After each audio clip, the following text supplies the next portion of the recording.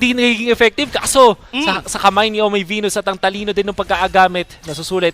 Yan kasi yung power ng Popol and Kupa. I know. And also, yung Thunder Belt is a one perfect item. Then para sa side ng Popol and Kupa, there's a slight slow din as well doon sa kanyang unique passive. So kaya nahihirapan kung sino man yun nyart niyang Popol and Kupa na yan, talagang hirap gumalaw, especially during team fights. Do take note, kanina yung minention natin na Hunter Strike, kaya biglang bumilis yung paglalakad ni Granger habang hinahabol siya ni Hayes. Yun. Kaya nga naman, kita nyo, dun sa game number 1, si Wise, yung itemization niya biglang Athena Shield. This time, purely offensive, pero may konting defense pa dahil din sa mga no-quality speed boost. So, Blacklist International, kaya siguro talaga nila kinukuha yung first pick na Granger Rob kasi kabisado talaga nila. Oh, Wise. Really doing very well dito sa Granger na to. And I like Blacklist International discipline. Regardless, nabasag na lahat ng tore ng Omega, they're not really trying to push it out. Kumbaga, pwede nilang i-bait to eh. And for Omega, kumbaga magkaroon sila ng mga risky na mga moves. Pero mukhang ito na si Halika Baby. Huli ka, baby! Sabi ni Eso na naman, nakakuha ng isang kill dun sa Rafaela with the burst down of Blacklist International. Si GZ nagpo-poke na Heart of Team. Kaso nauna siya ni Omay Venus! And Blazy doon sa may bandang kaliwa. Kaso hindi masyado effective. They did get a kill out to the Alice. Edward, may big trouble. Kaso yun na, flame shot for the slow. Benedetto with the last hit. Edward gonna be taken out. And Omega, nakakuha sila ng 2-for-1 trade-off. Ang ganda ng simula noon for the side of Blacklist. Nahuli ka baby dito si Hayes. But the damage coming from that claw. Pero hindi pa to tapos. Wolf dahil gusto is po-force ngayon to ng Blacklist. Kahit tatlo lang sila dito. Hindi tumama yung hook ni Eson. Omega kumuha pa rin dito ng Lord. Sino makakuha? Eson with the jump! Ang kuha mo yung kill dun sa Harit. Ang kaganda naman para kay Eson. Kaso yung Lord buhay pa rin. Omega Esports ang nakakuha. Na-retry na nga Omay Venus. Ito mapatilis si Eson. Blazing to it! Omega! Nakakuha na ng 4. Sama mo na rin yung Lord. Na-retry Kuya Wolf! Oh my! Na-retry ni GZ doon yung Lord, and this could potentially be a good window para ngayon sa Omega Esports to come back onto this game. Kamuntikan pa silang ma-segue ng mga minions dun sa kanila ng base. But Omega Esports standing strong, sila yung nakakuha ng mas magandang retry. I know, right? But this instant replay is brought to you by Oppo A94. Experience gaming at full speed with Oppo A94. Get yours now for only 13,999.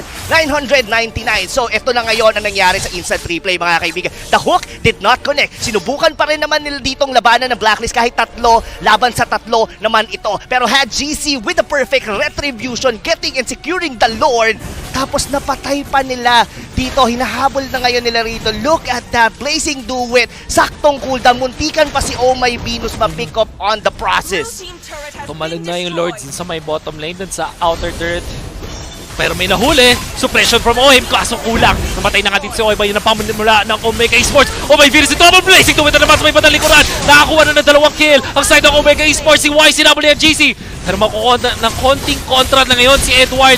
But take ng sobrang taas na damage out mula sa Omega. Pero may sustain. May konting harang. Kaso si Wise natalunan na nga ni GZ. And now they're in trouble. Edward na papaligiran. Yung base nga lang. Yung Omega. Inuuna na.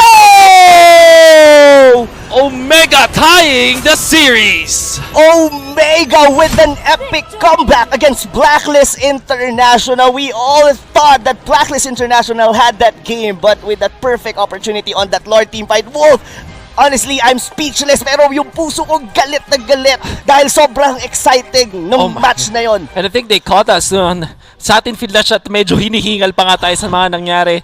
Exhilarating performance coming out from Omega Esports and worthy ng kanilang pagkapanalo. Naghahabol ang Omega Esports ng way para mabalik yung momentum at ang kanilang hurdle ngayon. It's Blacklist International, top of the pack. At nakikita natin na maganda ang kanilang pinapakita sa game number 2. Agree ako, Wolf. And for sure, all the viewers are really excited right now. How would this tale, or rather this series, kung paano ito magtatapos. Omega having that epic comeback might be the play of the game, but we'll see paano magpapan out, Wolf. I'm sure na madaming na namang magte-trending na naman ang pag-secure ng Lord na yon, retribution, segue ng mga minions at kung ano-ano pa. Pero syempre, ipapato natin sa ating eksperto, sa ating analyst na si Midnight kung ano nga ba yung breakdown nung nangyaring game number 2 na yon. Midnight, please break it down for us. everyone stepped up, but the story of the game is Omega Esports getting to game number 3 against Blacklist International. Makikita ba natin na mabibreak ang code ng Blacklist, or will Blacklist be able to secure another win for them? Welcome to the Analyst Stand. My name is Midnight, and i-breakdown natin isa-isa kung paano ba nanalo ang Omega dito sa game number 2. Now, these following post-game stats are brought to us by Smart, the official tournament telco partner of MPL. Free to game great with Smart, free games for all. First of all, ang mananotice nyo sa lineup ng Omega Esports is that they're late game oriented, okay? So, ang idea is early to mid game mas malakas ang Blacklist International, and pagdating ng late game, Omega Esports ang lamang pagdating sa team fight kasi yung mga heroes nila, they naturally scale way better compared sa heroes ng Blacklist International. And yung early game, actually nakita natin to na napunta pa rin sa Omega Esports even though na dapat sa Blacklist International yung early game, no? Pero come to mid game, naramdaman na natin na eto na naman yung playstyle ng Blacklist International. Ang hilig nila magdikit-dikit. Again, with the Popol at Kupa, with the Alice and the Lapu-Lapu, same pa rin yung makikita nating movements from Blacklist International. But of course, again, the heroes on the side of Omega Esports, they just scale way better pagdating sa late game, no? Actually, ganda nga ng mga itemization, yung mga item choices ng mga players natin. Kasi makikita natin dito na hindi nila kailangan mag-all-in sa attack damage pagdating sa late game, no? Or magic damage. Ang kailangan lang nila is survivability. Look at Hajizi. Yung damage item niya rito is yung Demon Hunter Sword and Golden Staff. That's it. Yan na yun. After that, sabi niya, okay, full defense tayo kasi hindi lang naman ako yung carry eh. Meron pa akong Harit. Look at the Harit. Nakaano siya rito. Siyempre, yung una niyang item, makukuha niya yan sa early game. Pero, ang key item dito is yung Queen's Wings, no, sa Toshi, para ma-survive niya yung onslaught ng Blacklist International. Again, the key storyline here is that the late game is way better sa side ng Omega Esports. And it's just that, pagdating sa late game, hindi naman kailangan mag-all-in ng damage items ang Omega Esports. Kailangan lang nila mag-survive kasi yung nature ng mga heroes sila talagang mas malakas pagdating sa Blacklist International on the later parts of the game. Once again, these stats are brought to us by Smart, the official tournament telco partner of MPL. Free to game great with Smart, free games for all. Bago tayo mag-move sa ating highlights, ay check nyo muna yung ating rewards dito, no? Scan this QR code, punta kayo dito sa website natin, fill up nyo yung form, and may chance kayo manalo ng skin worth of 599 diamonds. So, ito yung pamimigay natin sa first 30,000. Okay, sa first 30,000 na makaka-fill up ng form na to or makakapunta sa site by using the QR code. So guys, bilisan nyo na bago pa maubos ang ating mga giveaway. Okay? So again, this is the QR code and ito yung website. Nakita nyo yan sa inyong mga screen. Now, let's move on to the highlights, no, ng ating game. Hatid sa atin ng Smart, the official tournament telco partner of MPL. Free to game great with Smart, free games for all. Makikita natin dito sa early game na, again, Omega Esports, sila actually yung lamang sa early game. Meron silang 2 kills dito.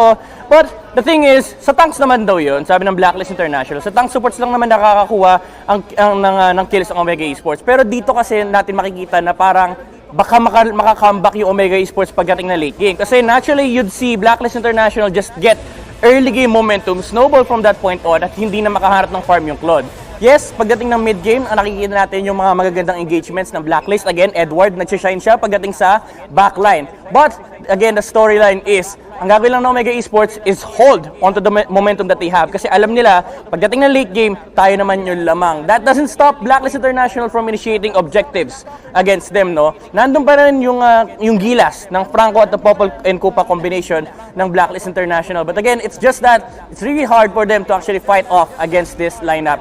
Comment ko lang si Oheb, no? Actually, sobrang ganda ng mga movements si Oheb. Kasi ang ginagawa ng Blacklist International, imbes na si Alice yung nag-i-initiate, yung Franco yung pinang-initiate nila. Para pag yung Harit ay gumamit na ng Zaman Force, pag na-force out na yung ultimate from Toshi, free to move around the team fight na si Alice. Kasi again, the nature of the matchup, no, mas lamang si Harit kay Alice pagdating sa team fight. Because of the mobility factor, ang ginagawa ng Blacklist International, imbes na i-alay nila si Alice muna, si Franco, yung ina-alay nila sa may front line. Omega Esports, after that, pagdating ng mid-game, okay, medyo equal na yung footing natin, no? Nakuha na ng Blacklist International yung momentum nila dahil nga mas malakas yung hero nila pagdating ng early game. But at least, we're still holding on. 3K lang yung lamang ng Blacklist International against Omega Esports. And this is where you start seeing the cracks on the draft of Blacklist, no? Yung team fight, mas pabor sa Omega Esports. So when they won the team fight, this Lord take, inherently, kapag nakuha pa ni Blacklist International to, may nagkamali sa side ng Omega.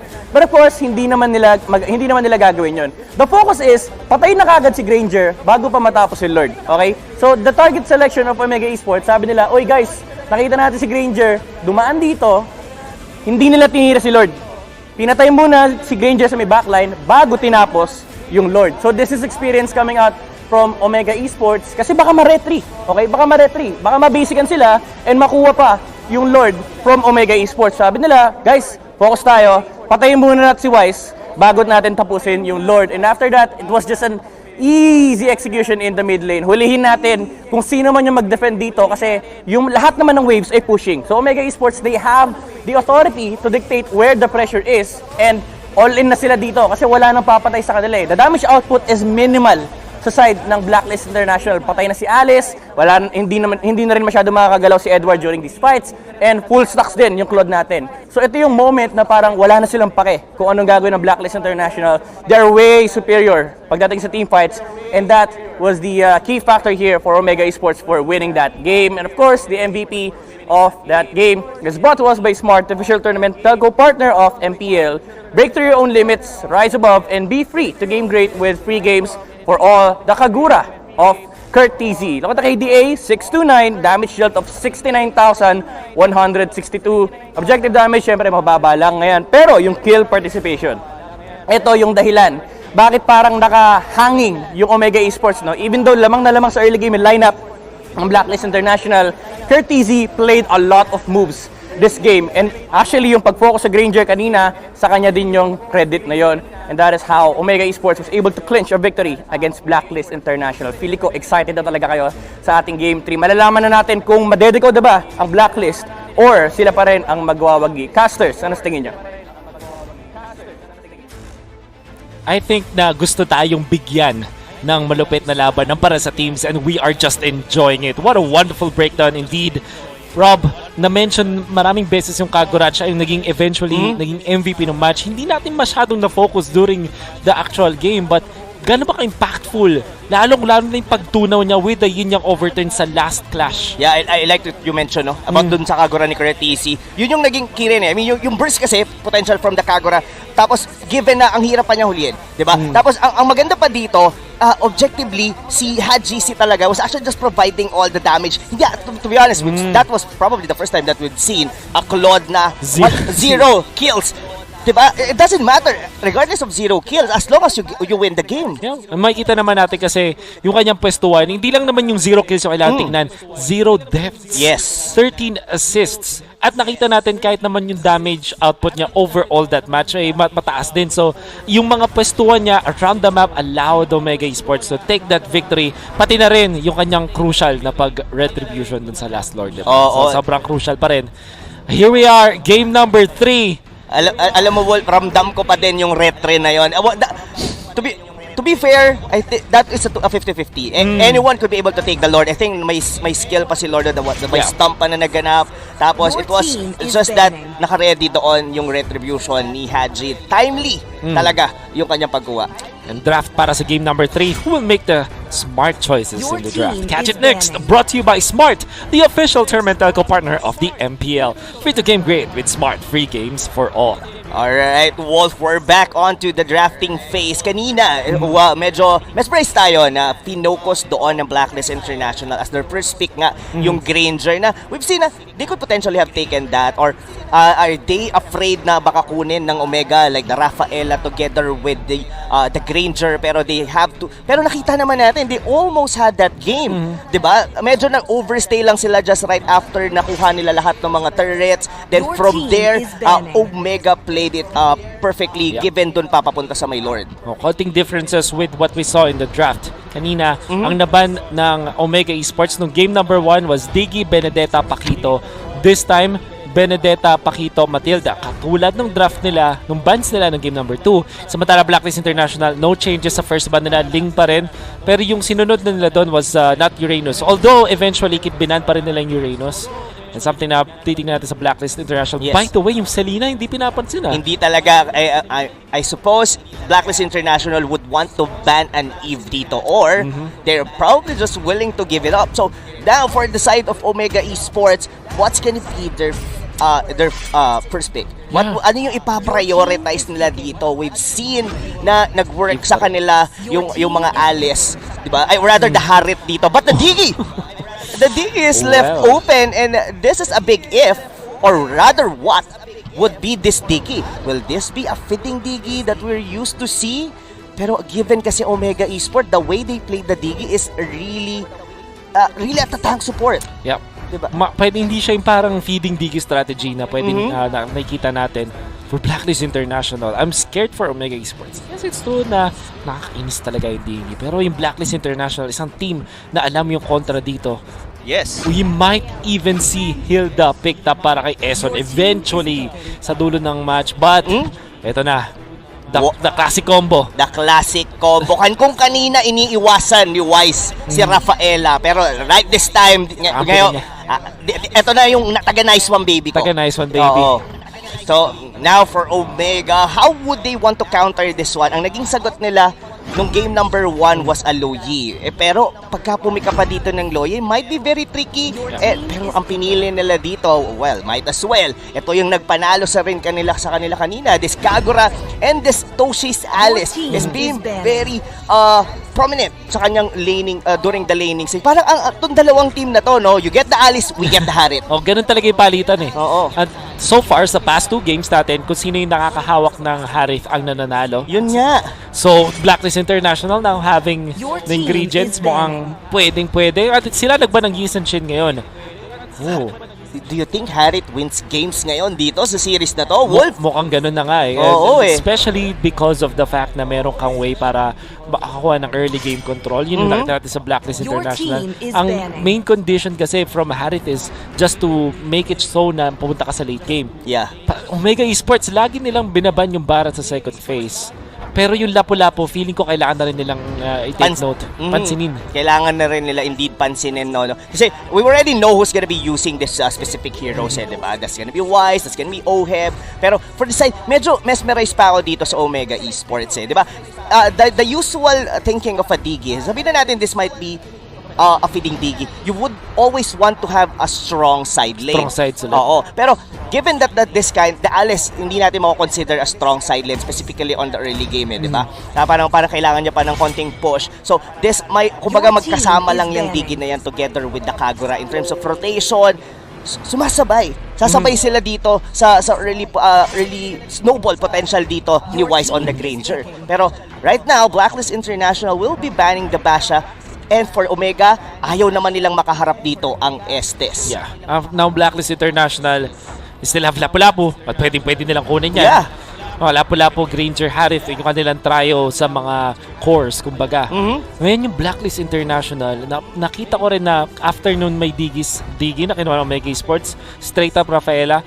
Kasi napansin ko sa ibang teams na may kalaban na feeding Diggy strat, hindi nila kailangang umuwi doon sa kanilang jungler kasi meron ka naman taga-heal. And it also means na hindi ganun ka-effective kung feeding Diggy strategy to. So Omega Esports might not even consider that kasi parang malulugi lang sila kasi may taga-heal naman Rafaela. Saka mabagal din yung magiging ikot nila dito if they would want, baka nga farmin pa pagka ginamit nila yun as a feeding Diggy strategy. Kumbaga libreng 50 gold para dito kay Wise. Pero ang gusto kong malaman dito, no, for the side of Omega Esports, what will be their jungler? So Claude did made a lot of sense kanina sa kanila, and nakikita ko din that this might actually work against dito sa draft ng Blacklist International. Hayabusa Claude or Hayabusa Roger perhaps. Yeah. With a side lane, Hayabusa laban sa Thams. Or even ayun nga, Claude. I was about to say na Haji, isa sa paboritong hero niya rin kasi isa Hayabusa. Pero now we're gonna be seeing Kenji once again on this Hayabusa. It didn't get to work nung first game.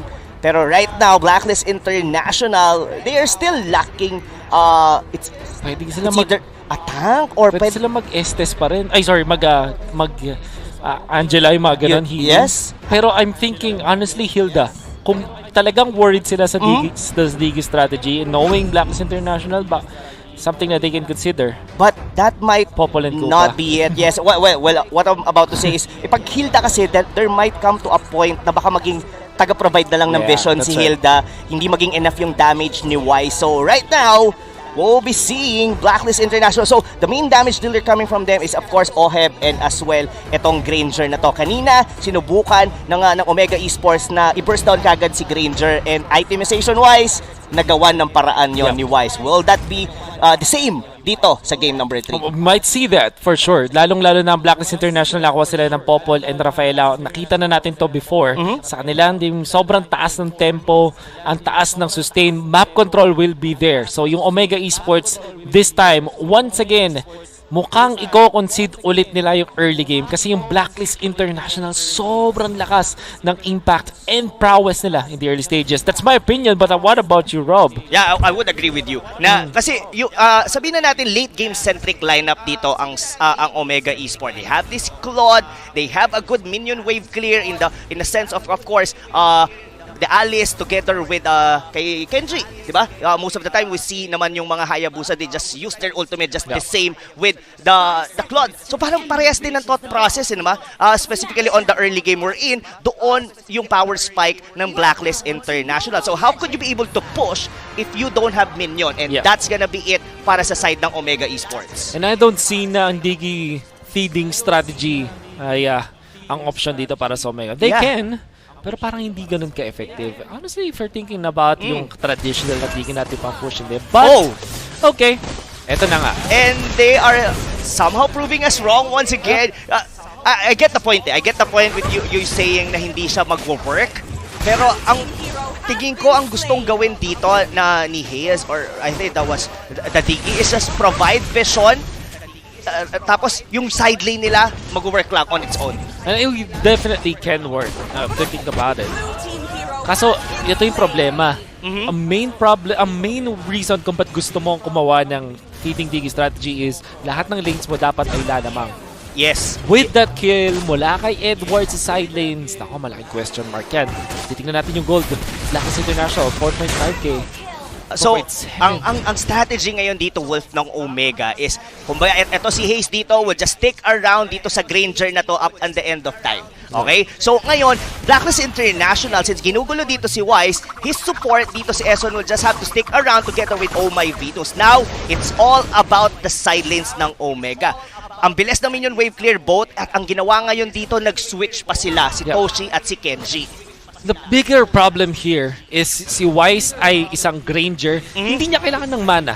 Hindi niya rin kailangang umuwi kasi may Rafaela naman siya. So, hindi maging effective ang Digi strat. Hindi ganun ka-effective kasi HP lang no? And HP given that lang. nandito rin naman yung taga-provide, nandito yung kanilang mga healing galing coming from Eson. And not only that, you would want na magkakaroon ka ng feeding digi strategy and magkakaroon ng space yung jungler nyo. But HGC is not getting the farm that he needs. Blacklist International fully prepared for this. Kinuha na kayong Turtle sa ngayon at nakakuha na naman ng additional na kill.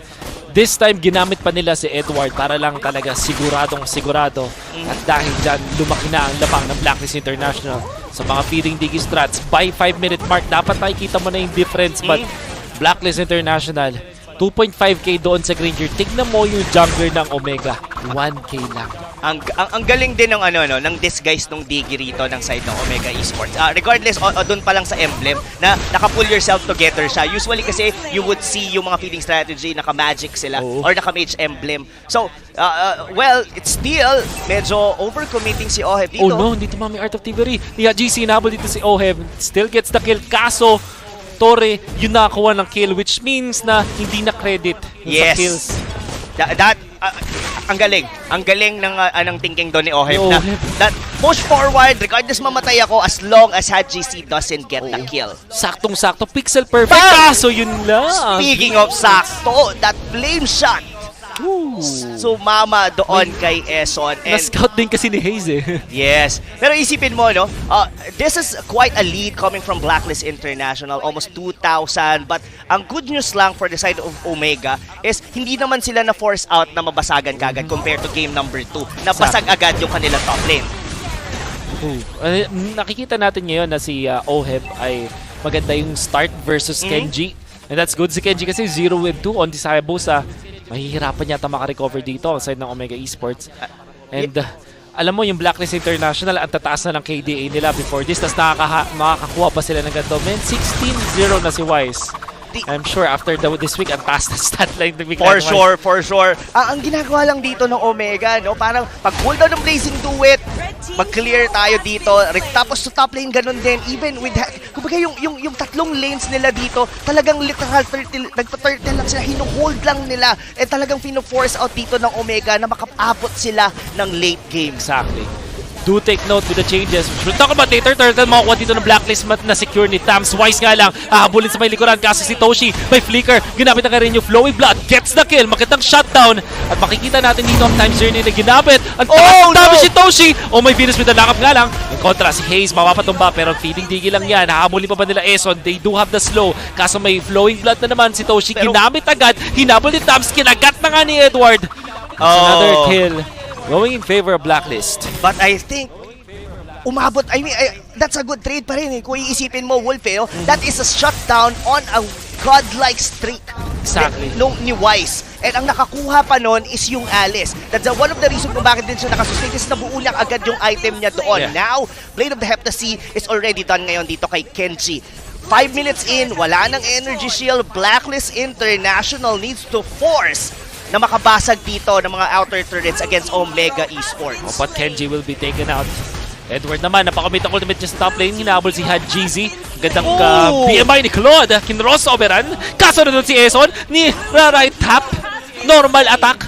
Normalan lang lahat para kay Eson. Hindi pa nag-trigger yung Cyclone Eye doon eh. Makakadulas pa sana siya doon, but the Light of Retribution will seal the deal dito para kay Hadjizi. So far dito, Blacklist International, sila pa din ang nagmamando. We've seen this time and time again that they are very precise dito sa mga early to going into mid-game.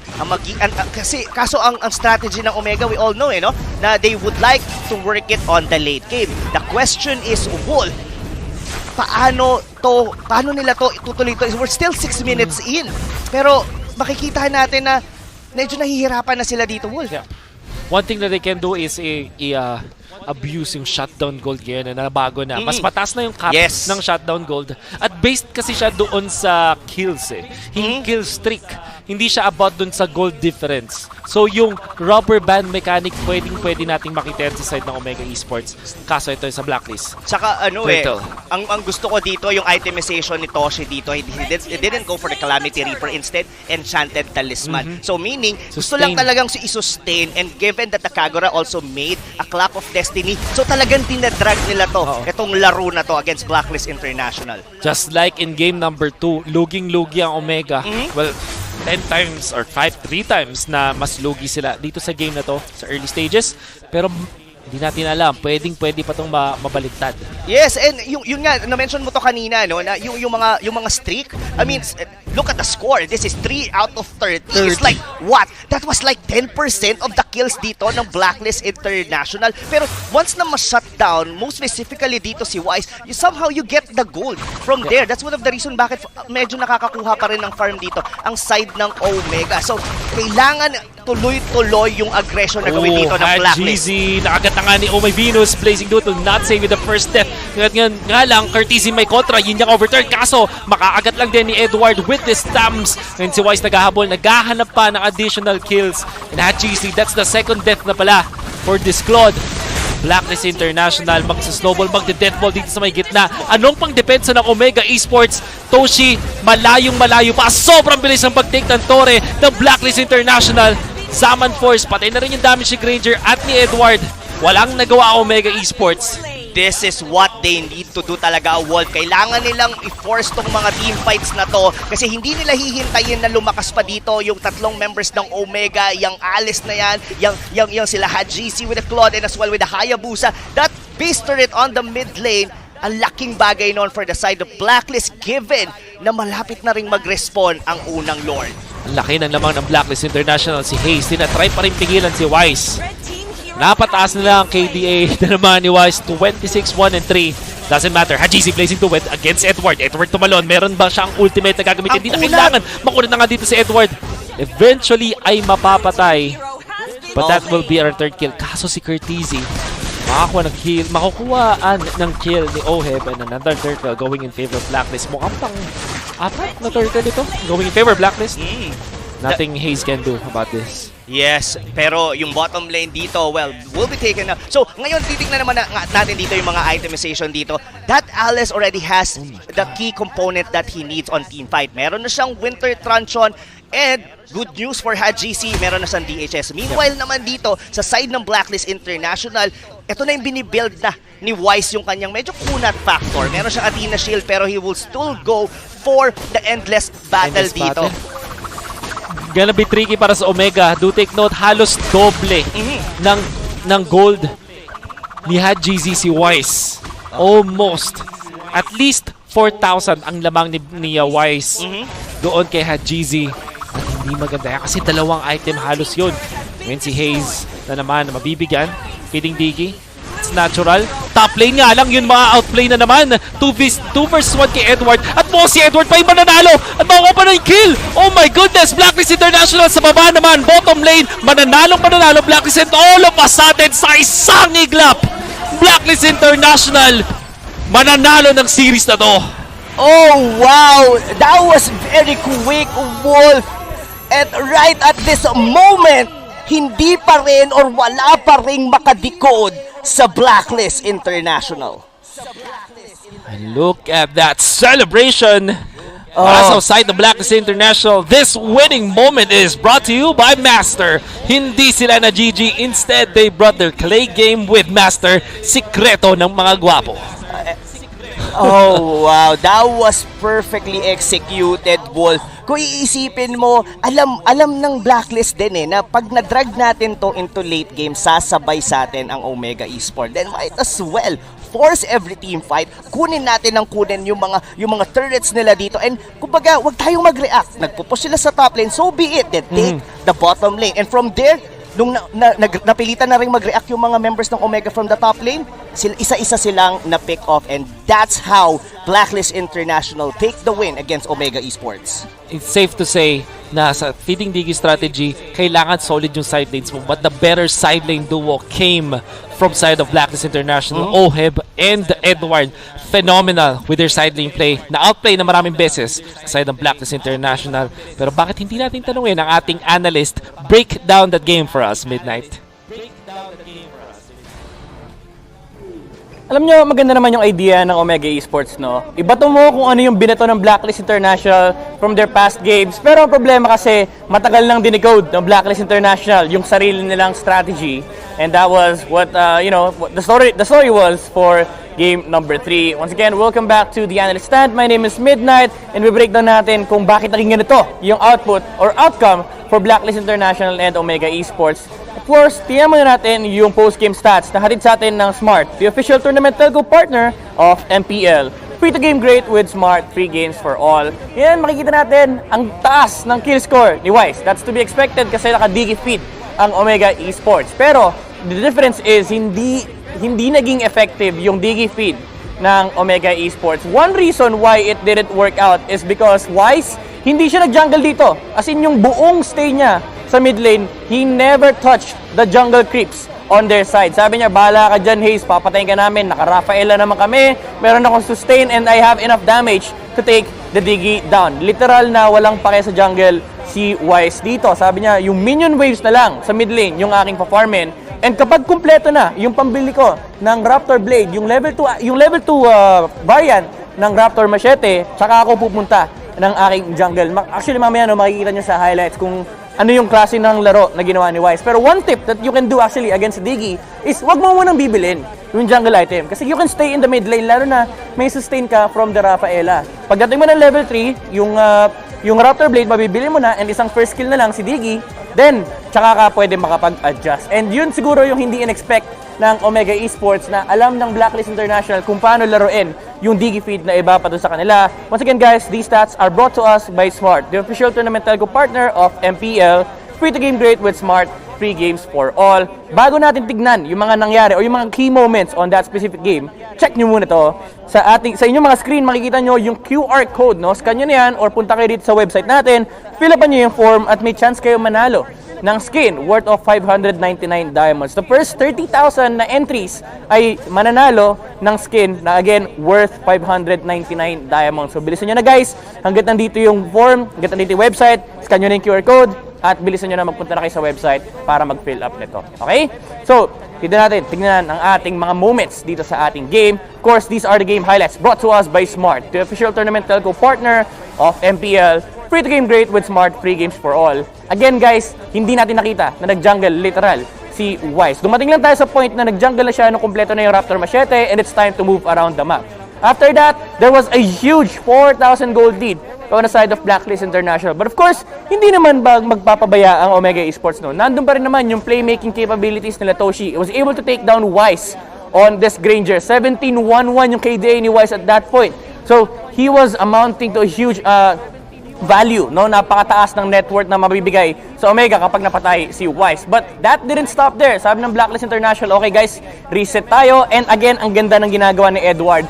Always flickering into the backline. As long as Venus Noob, tuwing nakikita nila si Haji, willing talaga sila i-commit yung flicker just to reach the backline. Wala pa rin naman masyadong punish on the side of Omega Esports kasi late game pa lalabas yung kanilang firepower, no? This is a Kagura, this is an Alice, it's Claude. Si Hayabusa, sige, fine, meron siyang mid-game damage. Pero the thing is, the team fight will always be on the side or in favor of Blacklist International. So literal, walang takot yung Blacklist pagdating sa ganitong engagements. And makikita natin, no, itong push na may bottom lane. Actually, if you look at the upper left part of your screen, makikita mo na dinedelay ni Edward si Haji dito.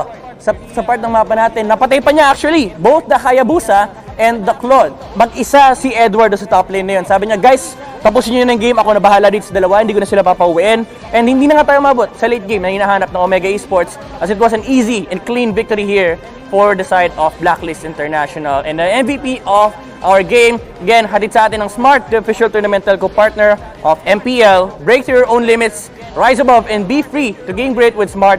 Free games for all.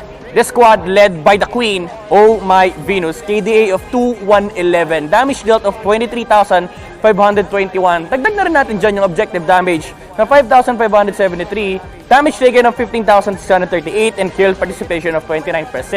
Ang nakakaanoy kasi sa presence ni Popalin Kupa in this game is the ability to control the heroes and at the same time poke damage on the side of Omega Esports. And yan lalo yung nagpahirap, no? Yung compose na nga yung laro ng Blacklist International, pinatong pa natin. Yung playstyle ni Venus on Popol and Kupa just made the life of Blacklist International much easier as they take game number 3 against Omega Esports. Napakaganda and napaka-exciting ang ating mga games. Pero meron pa tayong isa, no? So guys, huwag kaya alis at ipapatanong kayo sa ating mga casters. Maraming salamat, Midnight, on that breakdown on the analysis of the match. Nakita naman natin halos lahat na ng angulo.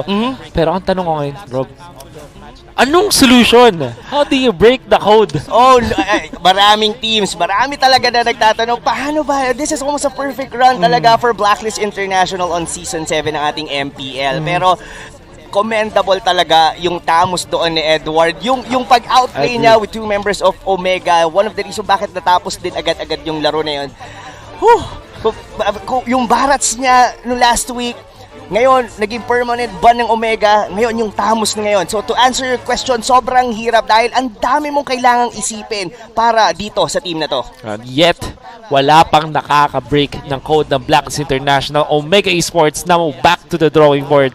And that has been your match number 2. May isa pa tayong match, but we're reminded that MPL Philippines Season 7 is presented by Smart, the official tournament telco partner of the MPL. Free to game great with Smart. Free games for all.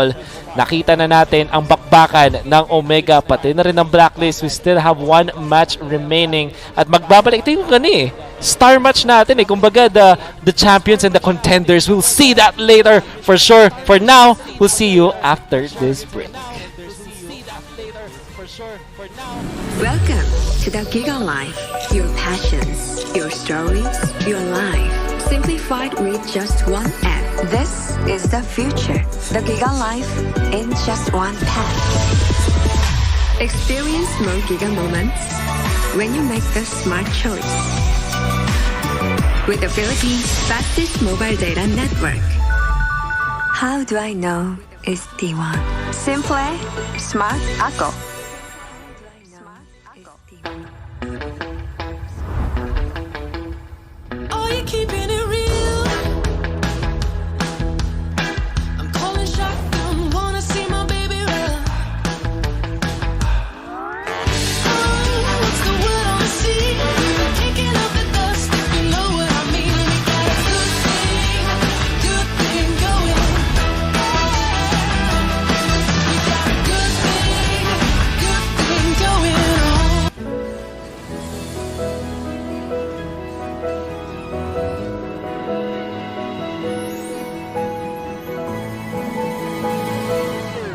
Moment na sana, pero hassle ang kate.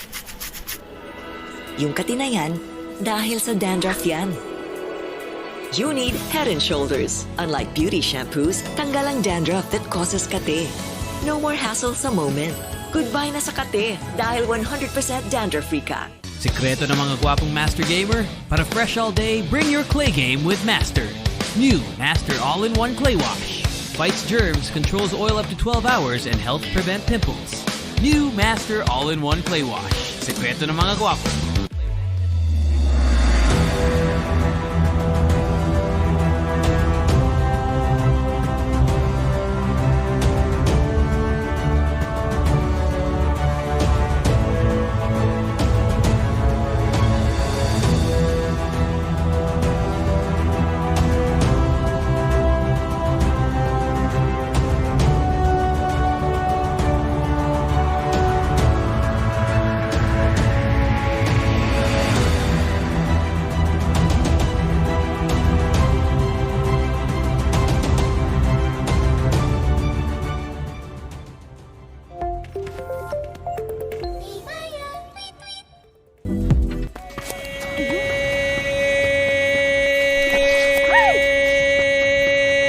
Express your online business.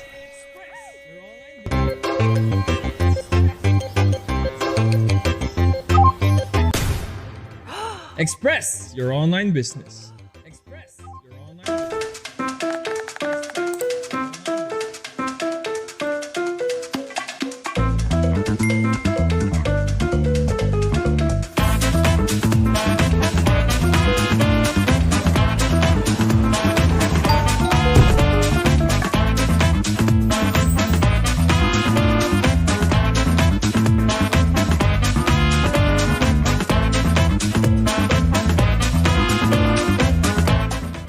When you look inside a JanSport backpack, you see a story that started in 1967.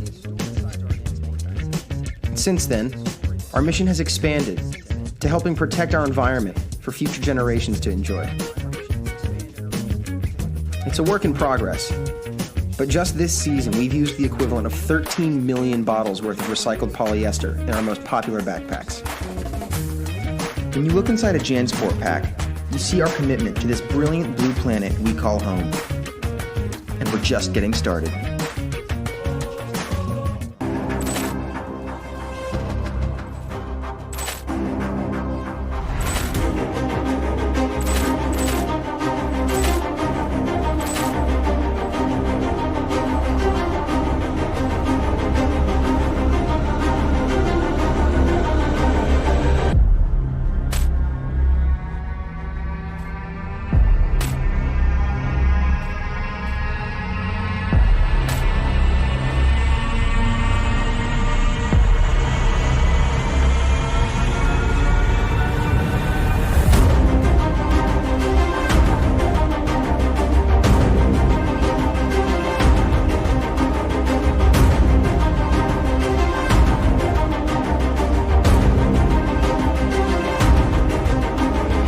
Nature is our ally, not our enemy. We rely on nature as our life support system. We are all connected. This is our opportunity for a new balance with nature. It's time to step up our game for conservation. Let's gather for a team fight. There's no other option. This is our end game. We could be the last generation to save the world. Together we can protect and conserve species and their habitat.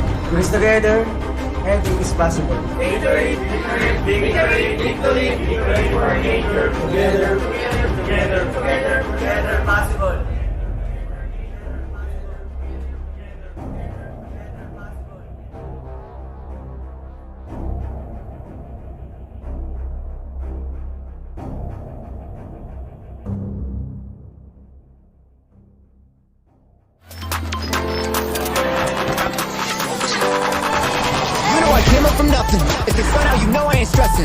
I know you already know what it takes. So follow my lead, let's go. We can roll with the punches.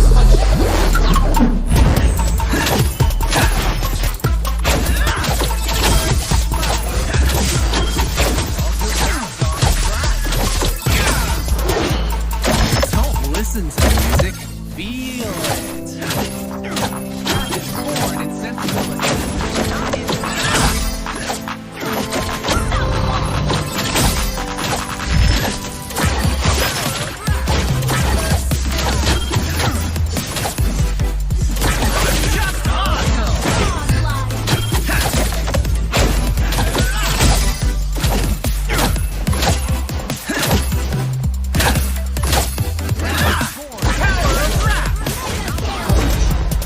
I rap, therefore I am.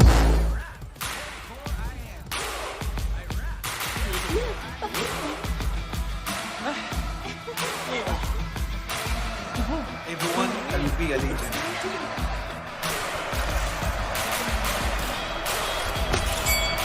I must win.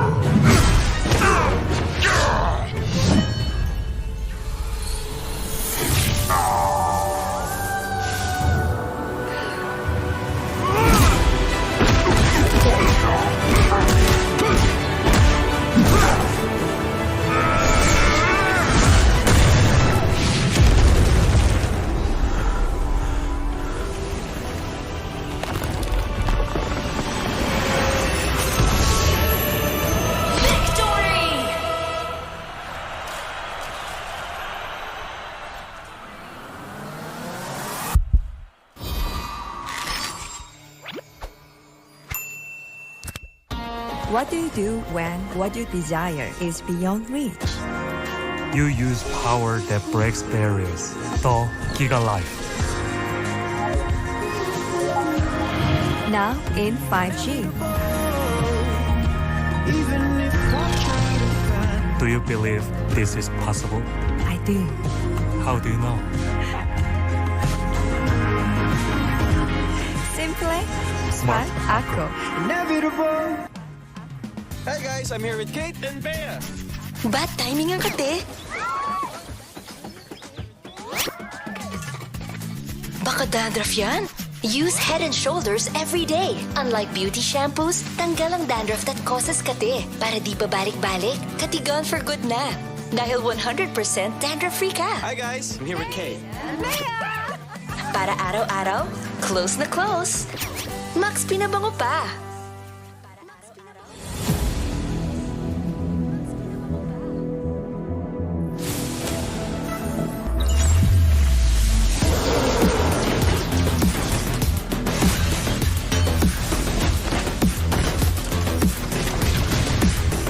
I see lots of spray.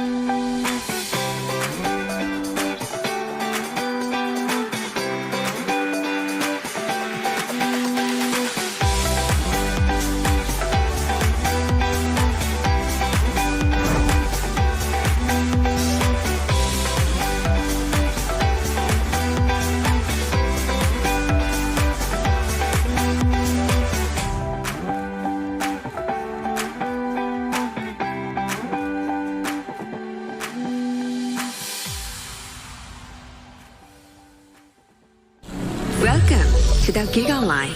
Your passions, your stories, your life. Simplified with just one app.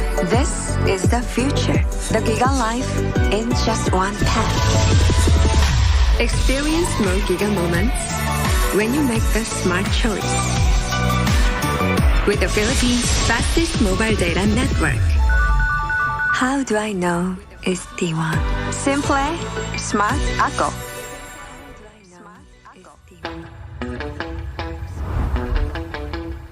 Are you keeping it real?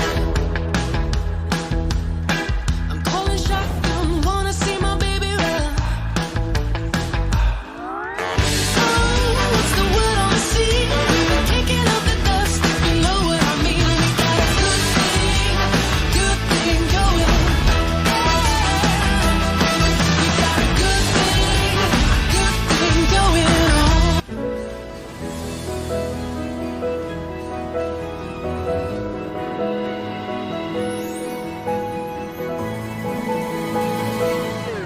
Moment na sana, pero hassle ang kate. Yung kati na yan, dahil sa dandruff yan. You need Head and Shoulders. Unlike beauty shampoos, tanggal ang dandruff that causes kate. Welcome back to MPL Philippines. Sana okay pa kayo. My name is Leo, your panel host for the day. Sitting in for Mara Aquino. I know you guys miss her. Magbabalik siya very, very soon. MPL Philippines Season 7 is presented by Smart, the official tournament telco partner of the MPL. Free game rate with Smart. Free games for all. Nakasalan na ba kayo sa ating mythical raffle draw? Go ahead and scan this QR code and visit the URL, answer the form, and you could be one of many to win goodies from MPL straight up into your account. Next week, i-announce natin ang mga mananalo sa weekend na ito. Pero may chance pa kayong manalo dahil may isa pa tayong giveaway na malupit, our live watching rewards. Go ahead, scan this QR code and visit the URL. Fill in the form, answer the questions correctly, and you could be one of the first 30,000 to walk away with up to as much as a permanent skin worth 599 Dias. MPL Philippines Season 7 is presented by Smart, the official tournament telco partner of the MPL. Break through your own limits, rise above, and be free to game great with free games for all. Get 1 gig a day for Mobile Legends, Facebook Gaming, and more, plus free 1 gig a day more for 7 days. Just dial *123# or download the Giga Life app and choose free games. Once more, welcome back.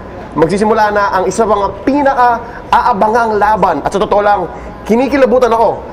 Dahil sa pag iniisip ko itong laban na to, naisip ko lang Balagbagan ML.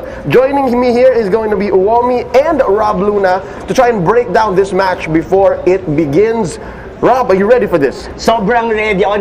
Ramdam ko din yung gigil dito sa game. And I for sure, this is gonna be a very a series talaga na maaalala natin once it settled down. Kung ikaw nanginginig, Leo, ako din, pakiramdam ko talaga ito yung nandun tayo sa waiting room natin, sisigaw tayo sa bawat moment at talagang aabangan natin ang bawat na mangyayari sa series na to. Oh, simulan na natin. Pakilala natin ang ating unang koponan.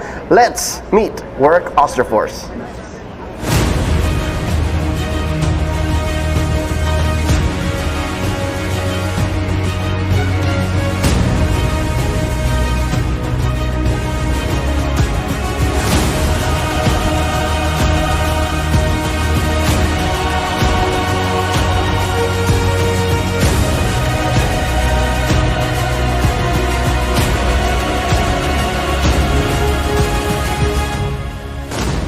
Dubbed as the super rookie of Season 7, Work Auster Force is making waves. Their last outing, they almost decoded Blacklist International, but this time around, they're going off an old flame. Known to be the scrim partner of the world champions, Work Auster Force has more than earned that title. Rob Luna, anong pagkakakilala mo sa Work Auster Force? Yeah, so I like that you mentioned na scrim partner. So that was way back the main qualifiers before they actually went on a run doon sa main quali na never na natalo. Na-compare nga yung kanilang dalawang jungler. And to add on it, nung nagpunta kami sa bootcamp raid nila, Carl TZ is really looking forward na makaharap si Chu sa MPL. Ooh, I think everyone, all of us, lahat na nanonood, you included, ay excited para doon ang paghaharap ni Chu at ni Carl TZ. Ito ang magiging lineup ng Work Auster Force in this matchup. Unravel, Chu, Arteezy, Trimartizi, and Kusei. Man, looking at this lineup, this is the classic work Auster Force lineup na nakasanayan na natin for the past few days. All of them are quite effective in their roles. It's quite, maipapaisip ka eh, rookie ba talaga tong mga to? Dahil when they play in their A-game especially, it feels like they are unstoppable, but they are facing the world champions right now. Might be the biggest task na kailangan nilang gawin for this regular season. I agree. That's not even a question. I think this is the truth here, that Bren Esports and Work Auster Force are both preparing for each other. Nag-aantay na lang sila. At ngayon, magaganap na ang labanang iyon. Kilalanin natin ang Bren Esports.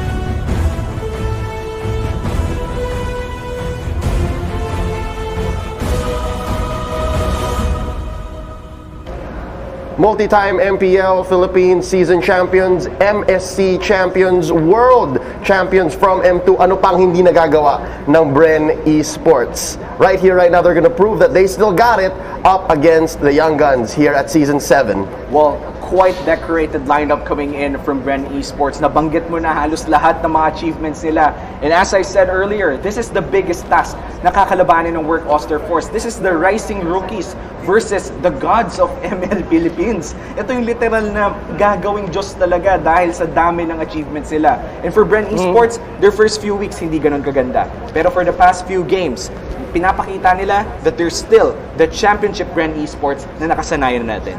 Yep, let's check out who Bren is fielding in their first 5. Here's their team lineup. Lusty, Ribo, Kartizi, Fyooz, and Flaptizi. Etong team na to, from time and time again, alam natin na yung kung paano sila magpo-perform eh. Sabihin na natin, understated, yung first 3 series nila dito sa MPL Season 7 was, sabihin natin, parang patikim kung gaano na nag-practice or rather, naghanda yung mga ibang teams against Bren Esports. Pero this series against Work could also be a statement din para sa Bren Esports kasi from a 0-3 ngayon they're going for a 3-0 streak if they would be able to take down Work Auster Force. And thinking of that possibility for Bren Esports, yun yung gusto nilang mangyari. Because as I said earlier, hindi ganun kaganda talaga yung start ng Bren Esports in this regular season. Pero habang tumatagal yung season, parang lumalakas at lumalakas na sila. Para sa akin, ganito lang eh. Ang bida, laging nagpapabugbog lang sa simula. Pero pag nandun na sila sa mga bandang ending na, doon na bumabawi eh, doon na lumalaban. Wait lang, are you saying that Bren Esports, sila ang bida ng ating liga? Well, we're about to find out right here, right now. Konti na lang, ladies and gentlemen. Kapit na lang ng konti, magsimula na ang labanang ito. Let's get into the head-to-head, brought to you by Oppo A94. Experience gaming at full speed with Oppo A94. Get yours now for only 13,999 pesos. Super Rookies versus World Champions. Again, we have told you guys time and time again the story of how these two teams help build each other up during the main qualifiers for Work and during M2 for Bren Esports. Now, how do you think that history will come into play here in this matchup? Oh, I can only say dito, Leo, no, na yung start nito, given yung sa Bren Esports, no, yung sa previous match nila, they were actually the first one na gumamit dito ng Alpha as a jungler. 100% win rate. Yes, 100% win rate for Carl TC on that specific hero. Pero kasi, what I'm trying to say is, it looked like yung gap in between week 2 going into week 3 na medyo na prolong, naging malaking bagay din para sa side ng Bren Esports para maka-comeback dito sa ating liga. Yep, and I think to make the most of the history we've had here, especially in Season 7, ito ang kanilang statistics. This is our team comparison between Work and Bren. Uomi, some observations. Well, scrim partners have similar stats. Sobrang lapit ng mga stats na nakikita natin dito that it's almost impossible to single out a stat line here. From the topmost to the bottom stat, talagang ang pinagkaiba lang ay dalawa, ay 0.3, 0.2, and that's almost seeing na mirror match ang makikita natin dito. And tignan natin kung magtatabla ba sila sa ating final match of the day. Parang anime. Sobrang sobrang dikit nung stats. Pwede mo nang i-disregard yung stats and just look on how they would perform specifically sa early to mid game hanggang sa matapos. And ito for me personally, the side lane of both teams talaga yung magiging key on how this game or rather this series would pan out. Well, let's go ahead and check out who will be head and shoulders above the competition. Put your game face on and finally say goodbye to those awkward hashtag It's a GG moments. Thanks to Head & Shoulders, 100% dandruff-free and itch-free. Now, mas pinabango pa. Work Auster Force, we're featuring Unravel, Arteezy, and Chu. Yes, itong tatlo na to, nakita natin to against Blacklist International. Did very best, specifically on game number 3. Nagkaroon lang ng konting hiccups ending the game and nakabawi yung Blacklist. But going back dito, Unravel, Arteezy, tank support na to, hindi mo sila mag-gauge kasi they could play it defensively and they could play it offensively. Lalo na yung pag nagmamatilda and with the Lunox combination, not to mention yung Kagura ni RTZ. I think we can say the same thing for Bren Esports. Specifically, Lusty and Carteezy, si Fyooz isang mid laner din, but we're also featuring Ribo. Well, for Bren Esports, kung merong Kagura si RTZ, ang masasabi ko na lang may Alice naman si Ribo. Grabe ang Alice ni Ribo mag-absorb ng pressure. And when he absorbs pressure, most of the time, hindi pa siya namamatay. Ibig sabihin nun, he's buying so much time for Bren Esports to just go around the map, get some objectives, and eventually win games through macro game. Let's go ahead and take it mano-i-mano. These featured players will do all they can para hindi mag-GG. Bring your clay game with Master, sikreto ng mga guwapo.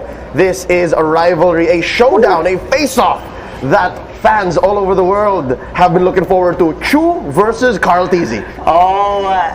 Titignan mo pa lang di ba? Sa player comparison, in terms of stat, slightly going towards Chu against Carteezy. Pero yung kill participation nila, almost on par. I mean to say na both of these players, they know when to go in and they know when to have the farm. And looking at their gold per minute as well, sobrang dikit. 30 gold lang ang pinagkaiba. Ibig sabihin, both cores are very efficient in getting those objectives, getting those last hits, and just getting the camps as fast as possible. Gold per minute is a very important stat to look at when you're looking at cores. And if you're looking at the same stat line for both superstar cores, we're in for a beautiful series. Let me just say their hero pools are also slightly similar. Maybe, say, for 1 or 2, si Carteezy lang ang may alpha. But looking at the lane prediction here, this is going to be standard. This is what we can expect from both of them. Work and Bren. Yes, titignan mo dito, halos wala namang mababago. Like what you mentioned in terms sa mga positioning nila dito. It's very rare na makita natin na magpalit-palit sila dito ng role. Pero I would really like to emphasize dito, Leo and Omi, is yung side lane of both teams. We've seen Flat PC na medyo nag-underperform in the previous series na nagiging laro nila. Regardless, they win the series. And for Work Auster Force, ito yung nagiging key of them winning the game. I'm not saying that their mid lane is not working well, pero yung dalawang to, Kusei and 3 Martisi is really doing well for Work Auster Force. Nabanggit mo yung mga side lane at gusto ko rin banggitin ang support match naman ng roaming dito, Unravel and Lusty. Kung sino bang makakapag-pull off ng kanilang mga magagandang play, maging X-Factor kuno para sa mga kupunan na maglalaro sa ating final match. I say let's just let them fight. Ladies and gentlemen, simulan na natin ang labanang ito. Bren versus Work Auster Force. Let's go to the desk. The world champions Bren Esports facing against the only team na in-acknowledge nila dito sa MPL-PH Season 7. Will the student surpass the master? Malalaman natin yan as we head on to the last series of the day. But to remember, MPL Philippines Season 7 is presented by Smart, the official tournament telco partner of the MPL. Free to game great with Smart. Free games for all. Welcome to the Caster's Desk. Ako nga pala si Butters, ang inyong anchor. Kasama ko ngayon si Manjin, ang inyong analyst.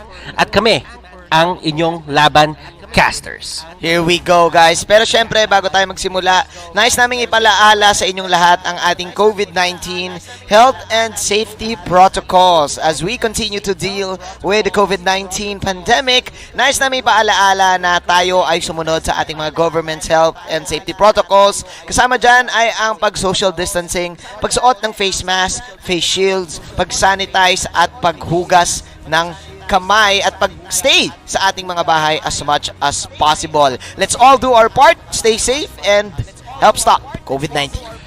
And Manjin, this is going to be very interesting. Who will make the smart choices in the draft?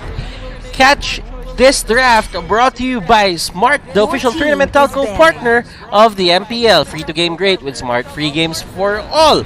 Bren Esports starting it off with a Jawhead and a Uranus, while Work, ang ginawa naman nila, Benedetta, tanggal agad. Yeah, gusto ko kagad dito yung respeto sa dalawang teams. Ang nagusto ko yung binanggit mo, Butters, na this is probably a battle between a teacher and a student. Honestly, sabi ng Work Auster Force dito, admitted sila na ang laki ng naitulong ng Bren Esports bilang scrim partners nila nung qualifiers, and ngayon nandito na sila, katapat na nila, para bang when your idols became your rivals to, and it just goes to show sa kanilang draft. Look at this, Bren Esports immediately banning the power XP laners ngayon. Yung Jawhead napakalakas lately dito sa ating meta. And kasama na din dyan ng Uranus. And tingnan mo, pati yung Selena nire-respeto din ng Bren. So as Work Esports, kung saan yung Benedetta nakikita nila na laging piniplay ng Bren Esports. Work Auster Force pala. So nagkakaroon tayo dito ng clear signals na itong dalawang team na to, Manjin, magkakilala talaga sila. Lahat ng heroes na ginagamit dito ng Work Auster Force na malakas sila, binan ng Bren, while vice versa, yung Work din, ganun din yung ginawa. Yeah. Ganun nga din yung ginawa nila, and I think nakita na rin kasi ng Work na nagmamatilda yung Bren dito, and siguro ang sabi nila dito, magban na rin tayo dito ng mga power support duos. Popolo in Kupa is great right now, so siguro ini-expect nila na baka pwede silang maka-get with the Selena, pero yun nga binan. Pero as expected nga natin, Pakito priority pick para dito sa side ng Bren Esports.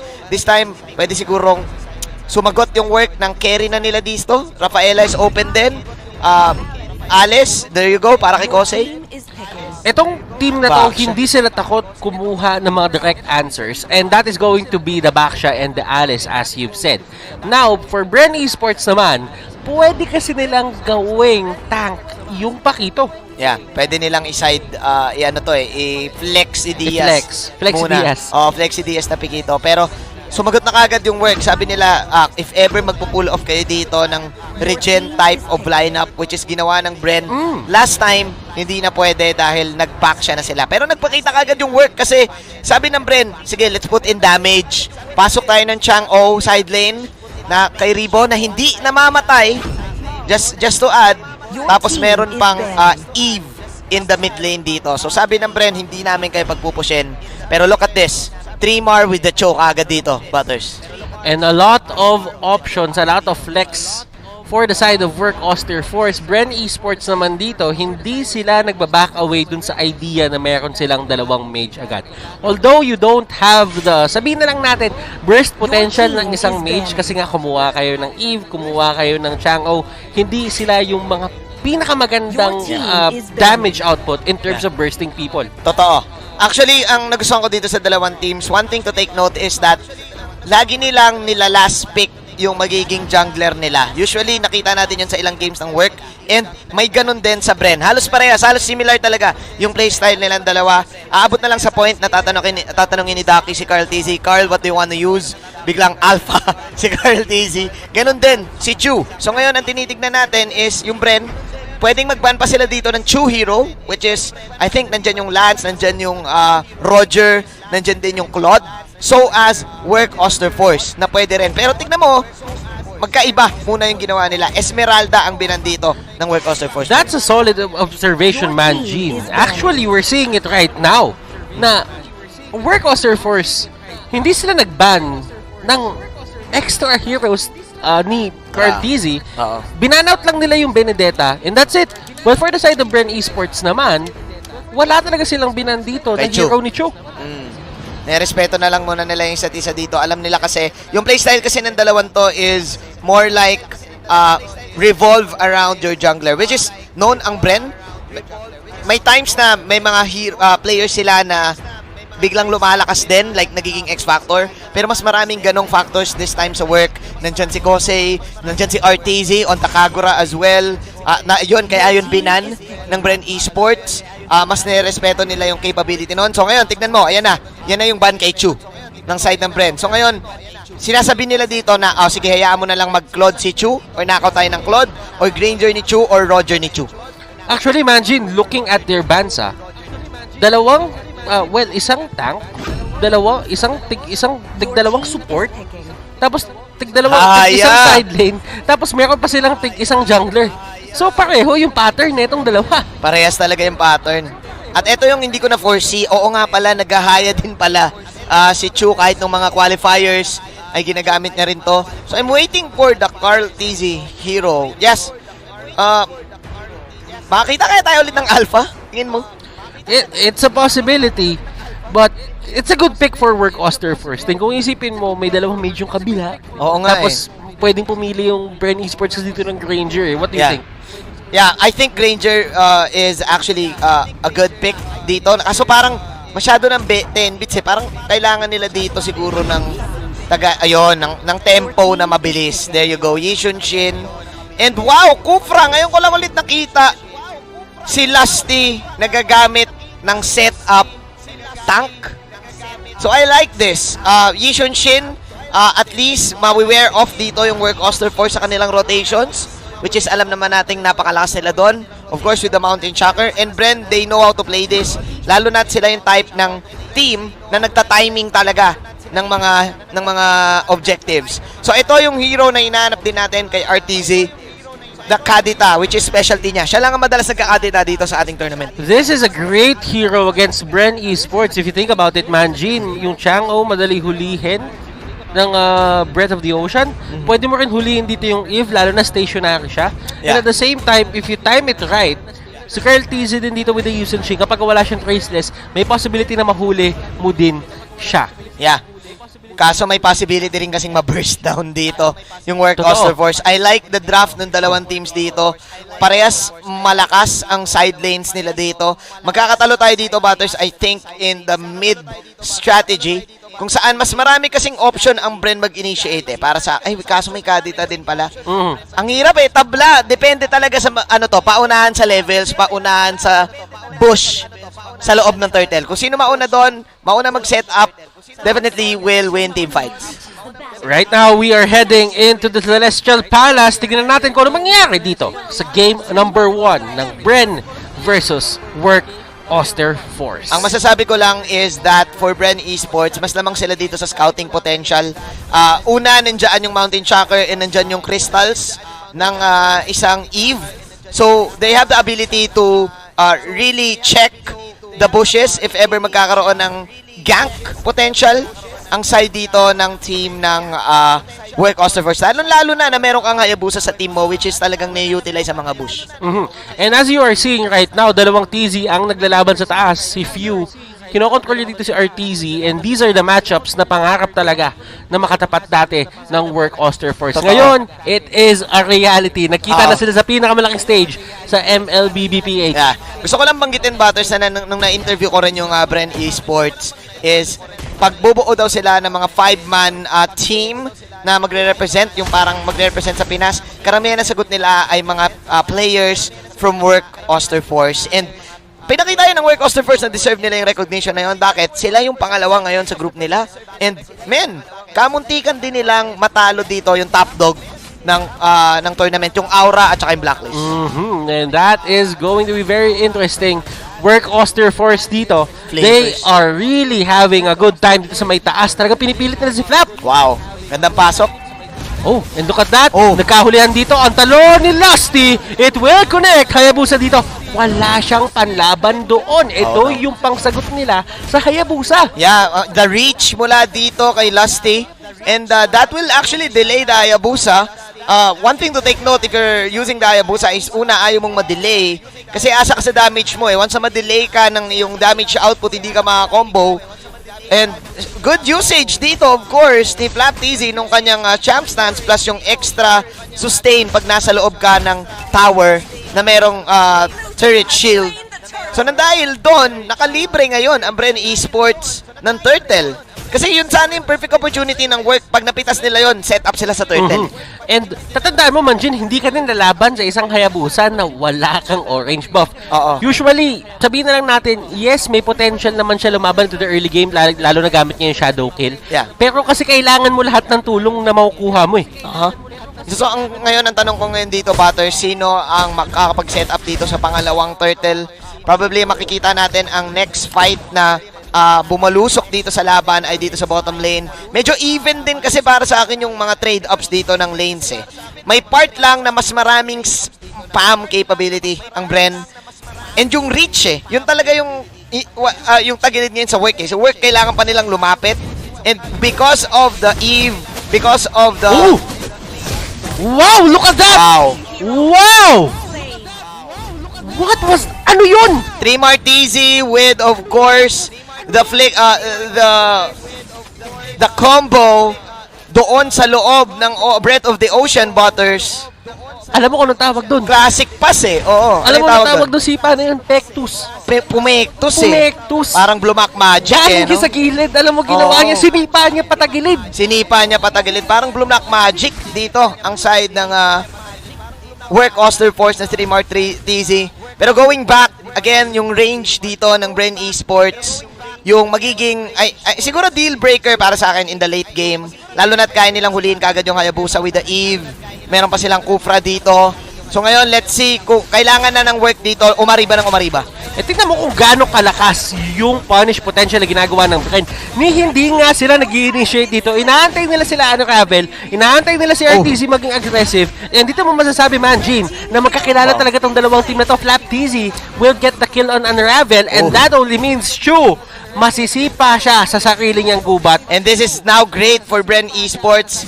Look at this. Ang taas na ng level dito ng Yishon Shin. Level 7 pa lang ngayon si Chu. So if ever mag-miss out si Chu, kayang-kaya na ma-outplay to ni Carl. And Carl TZ can now go ahead and join team fights.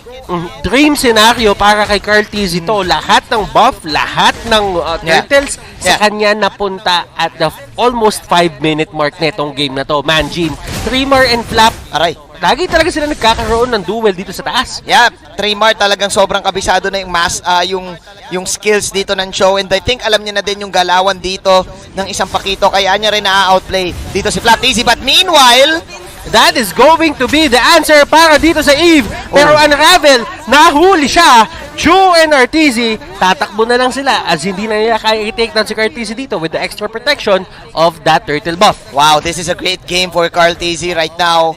Good initiation from RTZ, good burst damage. But we need to look at the Yishon Shin na binanggit mo nga, Butters.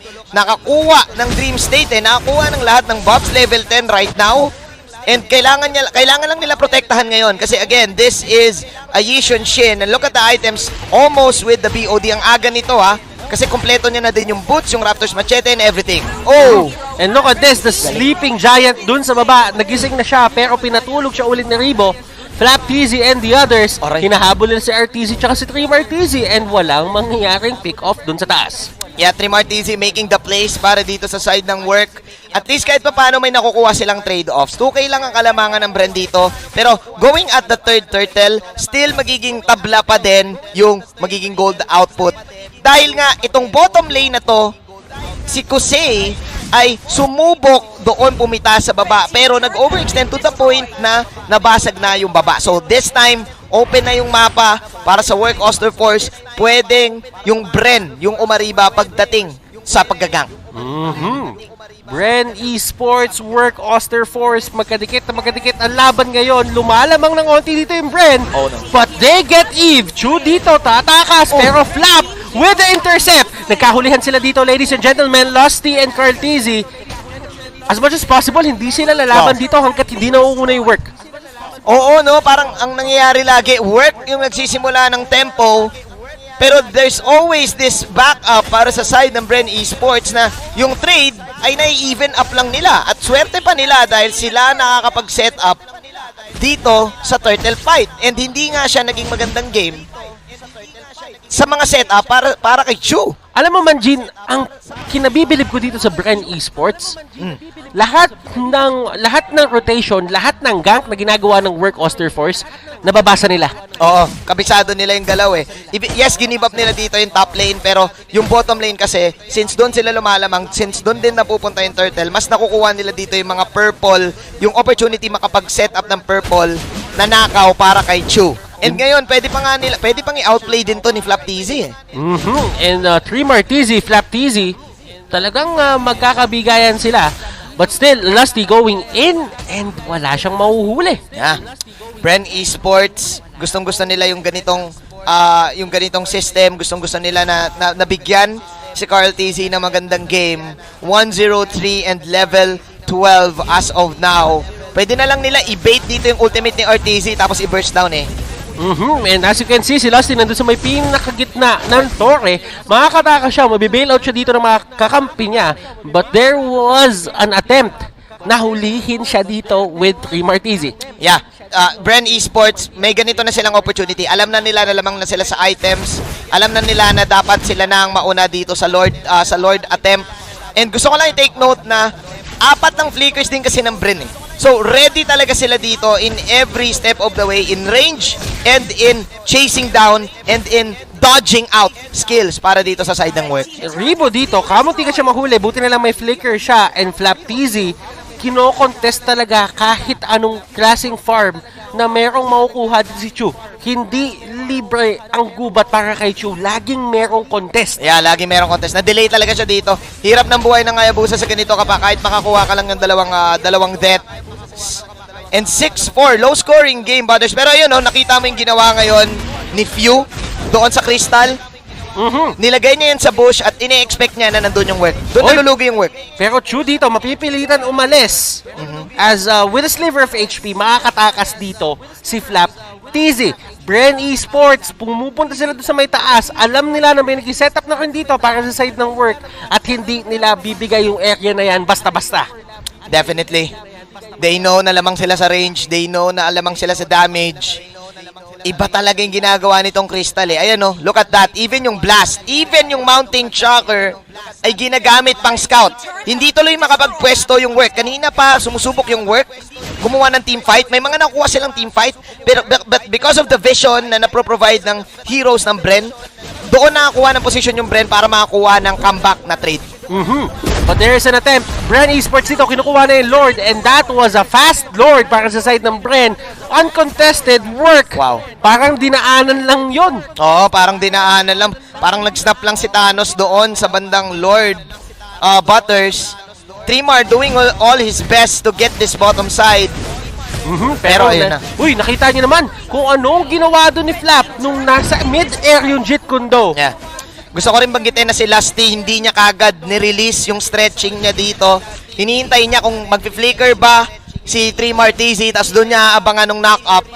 Ganoon na ngayon ka-confident ang Bren Esports Butters. Layering ang ginagawa dito ng Bren. And this is a masterful showing coming out para sa kanilang team. Grabe. RTZ nahuli dito, napilitan siya gumamit ng kanyang ultimate. And the Lord is now the main problem of Work. Sinamahan mo pa ng 5 members dito ng Bren Esports na tumutulak din ng lane. Ito na ba ang pagbabalik? Yun ang tanong, Butters, sa side ng Bren Esports. Alam na nila yung objective taking capabilities nila eh. They're a team na alam nila kung meron silang power spike. They know how to finish the game. 11 minutes in, kung titignan natin yung mga items dito, Carl TZ also went for the Demon Hunter's Sword para lang mapatumba itong backsha talaga na to. Para lang hindi rin makapag-sustain masyado si Kose. So wow, 9-7 ang pera dito ni Carl TZ. Free game para dito sa Yishun Shin. Perfect game. Kung ikaw ay isang Yishun Shin na user, alam mo sa sarili mo na yung nangyayari ngayon kay Carl TZ, perfectong game to. Dream game. Dream game talaga eh. Hindi makakalapit na ngayon ang Work Auster Force. They were trying their best to pick off, pero may mga trade na nakukuha yung Bren eh. And Carl TZ, nandito sila sa may gitna. Flap, na-knock-up siya dito. Lusty going in, and look at this! Lusty will get kicked in. Work Auster Force. They are really just holding on dun sa kanilang base. Pero ang tanong, hanggang kailan man, Jin, unti-unti na silang nawawalan ng turret. Unti-unti silang nagiging kumakanta ng hanggang kailan eh. Pero kasi masyado atang lumabas ang work Auster Force, still they need to respect the damage.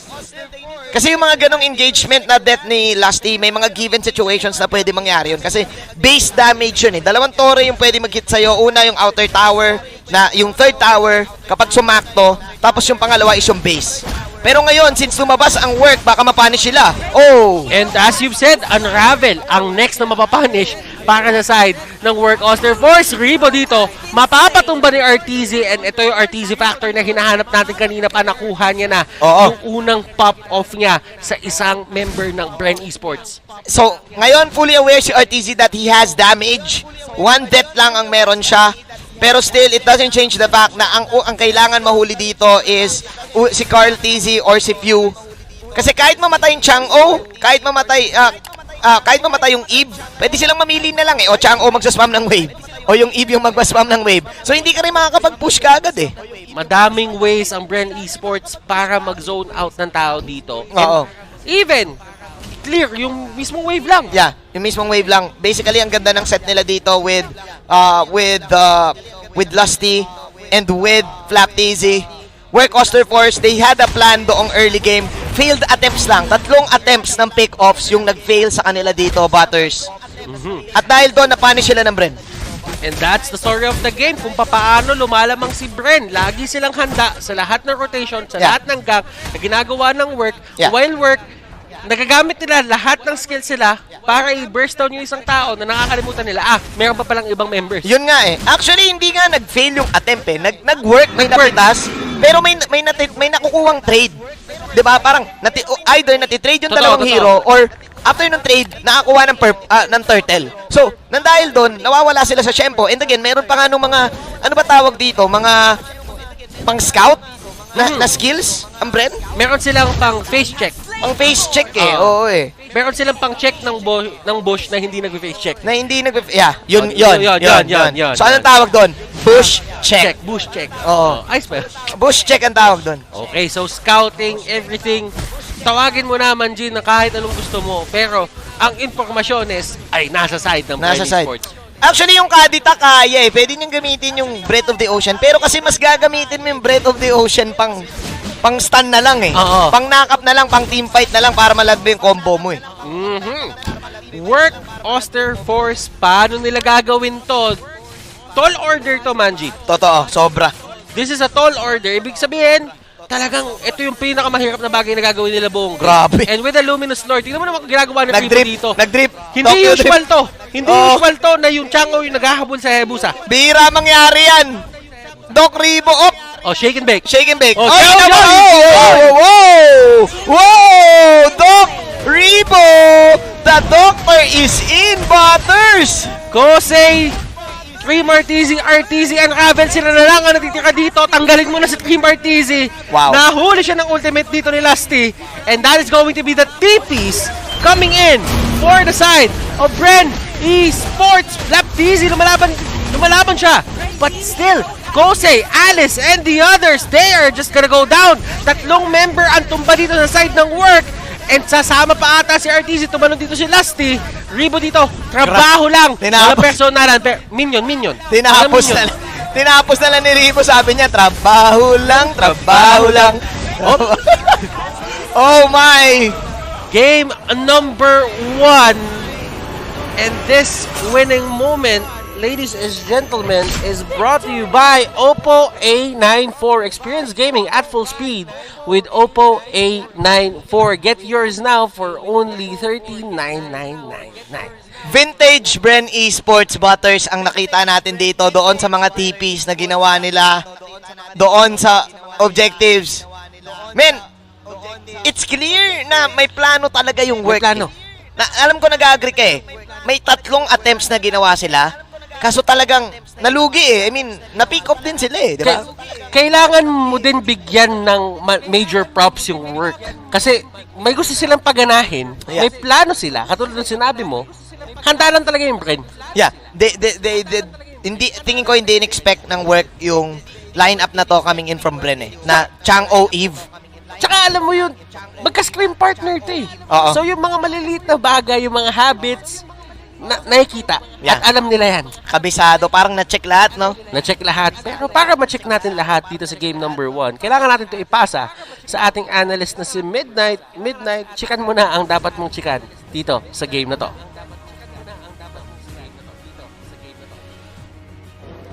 This is Bren Esports making a statement kung ano man meron ng work Auster Force. It's not gonna work anymore. Welcome back to the Analyst Stand. My name is Midnight and i-breakdown natin kung paano yung naging dominant ang Bren Esports dito sa game against work Auster Force. Sige muna natin yung post-game stats na hatid sa atin ng Smart, the official tournament telco partner of MPL. Free to game great with Smart, free games for all. Makikita natin dito no, sa side ng work Auster Force, this is their most comfortable hero picks. Now, nakita natin to ng qualifiers, nakita natin to yung game nila last time. The Hayabusa, the Alice, the Baksha, the Kadita, and the Cho. These are all the signature heroes of the players sa side ng work Auster Force. And Bren, they just crushed it. Dinemolish ng Bren Esports kung ano man yung komportableng spot ng work Auster Force. Nakita kasi nila, no, may loophole eh. Parang may loophole sa heroes ng work Auster Force. Tignan niyo yung mga course ng work Auster Force dito. Hayabusa, Alice, and the Cho. Now, etong tatlong to, no, this signifies timing. Kasi si Hayabusa naghihintay ng kanyang ultimate, si Cho naghihintay ng kanyang ultimate, and si Alice naghihintay ng kanyang ultimate and the items para makapag-snowball siya sa mid-game. So, ang ginawa ng Bren is, let's just establish timing-based heroes din. The Eve, the Kufra, and the YSS. Si YSS, although hindi siya ganun ka time-based, no, still, hinihintay mo yung level 4 niya. Mountain Shocker, it provides a lot of information for you to be able to play around objectives. Actually, mamaya makikita natin yung adjustment ng work Auster Force. Pero again, the idea of both of these drafts is that si work naghihintay, si Bren Esports, although naghihintay din naman, pero pag dumating yung timing nila, sila yung may capability para mag-dictate kung sino yung may karapatan mag-objective. Yung team fight nila ay pabor na pabor para sa Bren Esports because of the Kufra and the Eve. When you look at the side of work Auster Force, if they cannot fight, they just stay on their lanes. So yan yung naging issue ng work Auster Force dito as to how they were not able to make any moves in the mid-game na makikita natin actually mamaya-maya in our highlights. Pero bago tayo mag-proceed sa ating highlights, no, check nyo muna yung rewards for the last series natin. Again, baka hindi pa kasi nakukumpleto yung 30,000 registrants, no? So check nyo na yung QR code, ito, scan nyo na yung QR code or punta kayo dito sa website, fill up the form, and may chance kayo manalo ng in-game item rewards, no? Skin worth of 599 diamonds. So sa mga gusto makakuha ng skin dyan, check nyo na, bilisan nyo, baka ubos na yung 30,000 nyo, malay nyo makakuha kayo. So again guys, scan nyo na yung QR code or fill up nyo na yung form natin. Now, let's proceed to the game highlights of work Auster Force versus Bren Esports. Hatid sa atin ulit ng Smart, the official tournament telco partner of MPL. Free to game great with Smart, free games for all. Ito, yung sinasabi natin kanina. Si Bren Esports yung palaban ng early game. Although work Auster Force, they still managed to find some key pickoffs, no? Again, meron din naman silang sarili ng timing. The level 4 of Cho, pwede nilang gamitin yan para makakuha sila ng pickoff. Pero the objectives were essentially dictated by Bren Esports. Ito yung mga sinasabi nating particulars, no? Na kaya naman labanan ng work Auster Force. It's just that it's harder for work to be able to fight against Bren Esports kasi mas superior yung heroes ng Bren pagdating sa team fighting kahit wala pa silang masyadong items. Ang kailangan lang ni Eve is gamitin yung ultimate na, kailangan lang ni Kufra mapatama yung ultimate na, and si YSS continuously farm lang for majority of the game. Work Auster Force, they need items, they need timings, and they need executions as well. No? So kumbaga parang mas maraming kailangan i-check si work Auster Force para manalo on these engagements. And Bren Esports, once na nag-pull ahead sila, no, nakakuha sila ng 3,000 gold lead, hindi na naging enough yung firepower ng work Auster Force. Although nakakakuha pa rin naman ng pick-offs ang work Auster Force sa may backline, no, yung mga sides natin. Bren Esports, sabi nila, guys, objective na tayo. Let's turn the switch and wag na nating hayaan makapaglaro ang work Auster Force. Kaya parang naramdaman ng work na puro sidelines na lang yung napapush nila. And it came to a point na hindi na talaga nila pinapauwi yung mga heroes ng work Auster Force kasi nga sila yung dominant dito. Bren Esports, sila yung kaya mag-establish ng box, sila yung kayang tumayo sa objective and hindi pwedeng pasukin ng work Auster Force yan. Now, the Alice and the Baksha, itong dalawang heroes ng work Auster Force, ito sana yung frontline against Bren Esports. Then again, hindi pa nila kaya i-sustain yung raw damage ng Bren Esports kasi nga kulang yung items and at the same time, hindi pa nila nararating yung peak no, yung peak performance or yung peak state nung hero na kaya na nilang labanan, yung Bren Esports. And ito yung kill sa may bottom lane. Ito yung sinasabi ko kanina na hindi na sila nagpapauwi and they just crumble to the pressure of Bren Esports. This is actually systematic, methodical approach from Bren.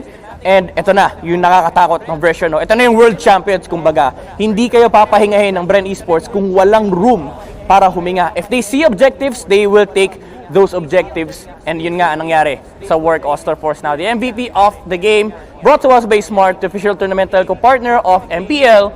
Break through your own limits, rise above, and be free to game great with free games for all. Ang batak nating punching man, no? Si One Punch Man, Flap TZ, KDA of 314, damage dealt of 40,290, objective damage of 2,656, damage taken of 87,953, and kill participation of 53%. Ito, literal batak na. May muscle na si Flap TZ. Nakita natin yung pressure na ini-insert niya kanina sa game na yun, kaya parang hindi nakakahanap ng space. Additional space yung work Auster Force. Kasi may teamfight presence na nga si Bren do sa 4 na heroes niya. Kailangan pang problemahin ng work Auster Force yung sideline pressure at the same time yung hero ni Flap TZ na hindi nila kayang i-address din. That's why parang naramdaman ng work Auster Force na it's almost impossible to come back ng game number 1. Pero tignan natin kung makaka-comeback sila dito sa game number 2 against Bren Esports, or will Bren Esports get the final victory here? Kasi mukhang hindi pa talaga enough yung firepower ng work Auster Force, even though comfort na yung nilaro nila nung game number 1. So proceed na tayo sa game number 2. Casters, take it away. Unti-unti na nagpapakita ng pangil dito ang Bren Esports and they are up against work Auster Force. This is the game number 2 and welcome back to the Casters Desk. Ako si Butters, ang inyong anchor. Sama ko yun si Manjin, ang inyong analyst, at kami ang inyong laban casters. Yo! And Manjin, ano nga ba ang kailangan gawin dito? Nag-uusap tayo kanina eh. Yun nga eh. Ano ang kailangan gawin dito ng side ng work Auster Force para makabawi? You know what, Butters, sa tingin ko, yung Bren, since Scream partners dito, hinayaan ng Bren na laruin ng work yung mga comfort picks nila. And yung work, I think, dito is, may mga nirespect ban sila. Pero kasi, kung iisipin mo, tingin ko, kailangan, hayaan lang din nila, palaruin nila yung Bren nung heroes kung ano yung nilalaro nila sa Scream. Like, palaruin nila yung Bren na, laruin mo tong comfort picks nyo. Tapos, doon tayo magbalugbugan. Comfort picks after comfort picks. Kasi, anong nangyari is yung Bren, tingin mo ba ganun yung ginawa nila sa work? Na parang, gusto namin kayo kalabanin dun sa area na kilala namin kayo. Yun nga, parang ganun nga yung nangyari. Especially dun sa rotation, na inabangan ka agad ni Lusty. Ganun eh. Parang, since alam na nila yung galaw, nabanggit mo rin sa akin na inaabangan na lang. Kasi ang daming sagot eh. Meron kang Kufra na pagka nakita niya kung saan yung mga shadow, pwede siya mag-anticipate doon sa 4 na yun kung saan lalabas and tatalunan niya lang niya.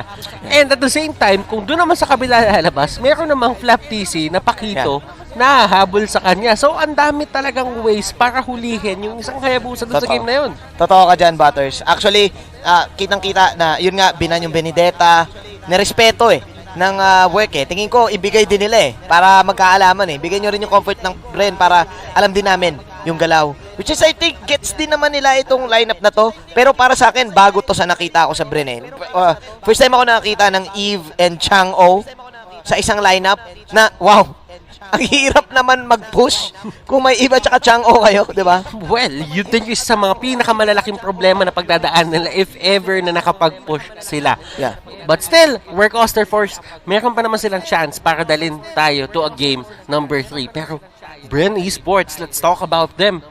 Ito yung form na hinahanap natin sa kanila ever since week number 1. Parang bumabalik no? Carl TZ with that perfect game on that Yishun Shin.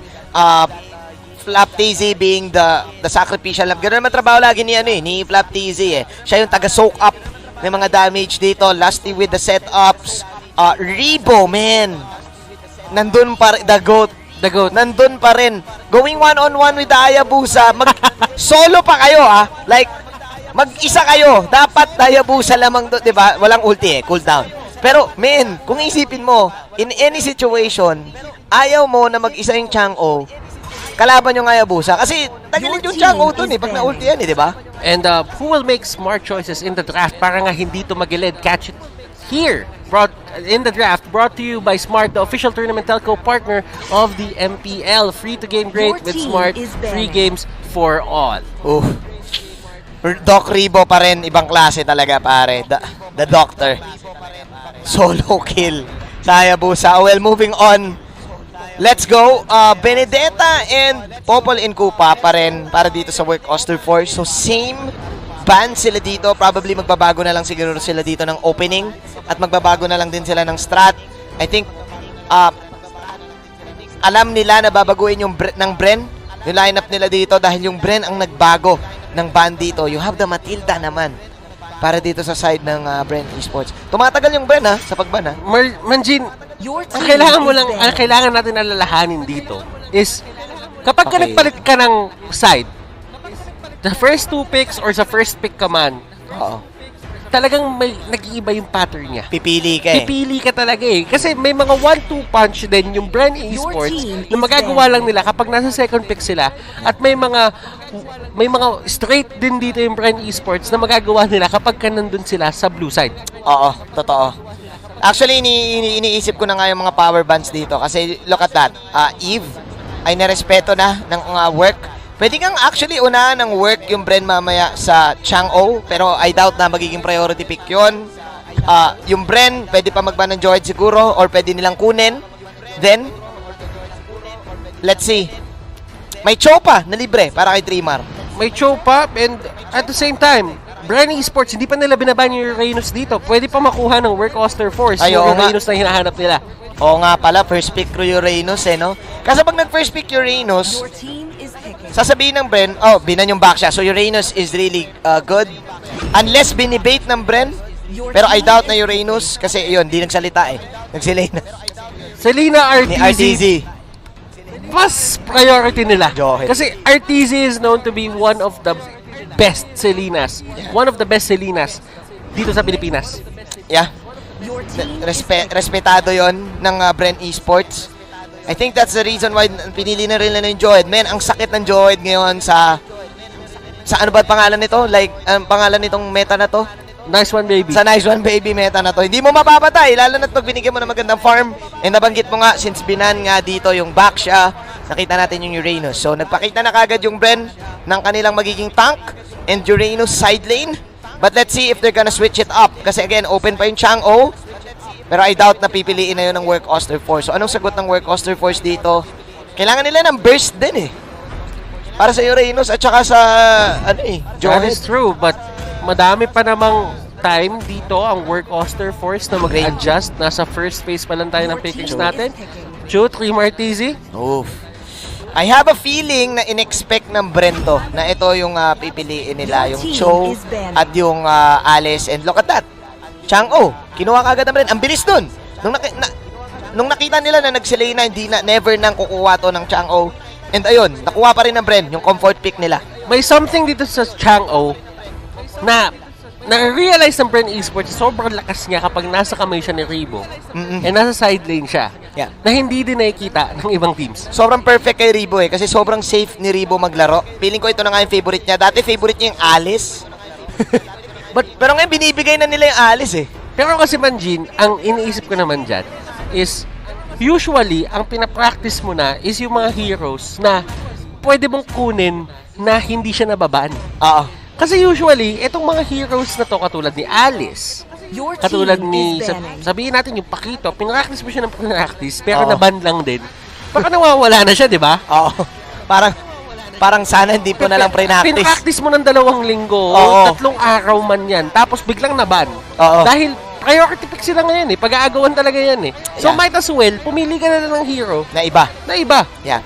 Gusto ko lang i-remind sa'yo rin, Butters, na itong Chang'o na nasa Bren ay pwedeng Flexi Diaz pa. Pwede din Flexi Diaz. Tama ka dyan, Manjin. Pwede rin Flexi Diaz. Flexi pick, guys. Flexi Diaz. Flexi pick. Pero kasi itong work, nagbigay na agad sila ng side lanes So, actually yung Cho ay pwede pang mapunta kay Unravel. Pero kung ako kasi yung work, ibibigay ko pa rin kay Trimar talaga. Ayan so tignan mo. Yung work, sabi nila, sige, si Fyooz na lang iba natin. Wag na tayong kumuha ng mga iba pang mages na sumasabog yung mukha natin dito. Kasi mukhang mag-all-in eh. Yung mga way mo dito sa mga Cho, sa mga Alice, kailangan mo yung mga burst talaga. Like yung tipong isang skill, yatorps agad.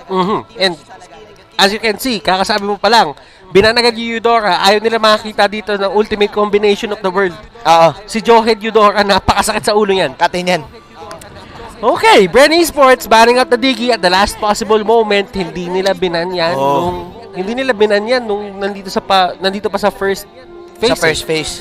But for work Auster Force, tingin ko ito na yung oras mag-ban sila kahit sundot lang ng isang side lane hero.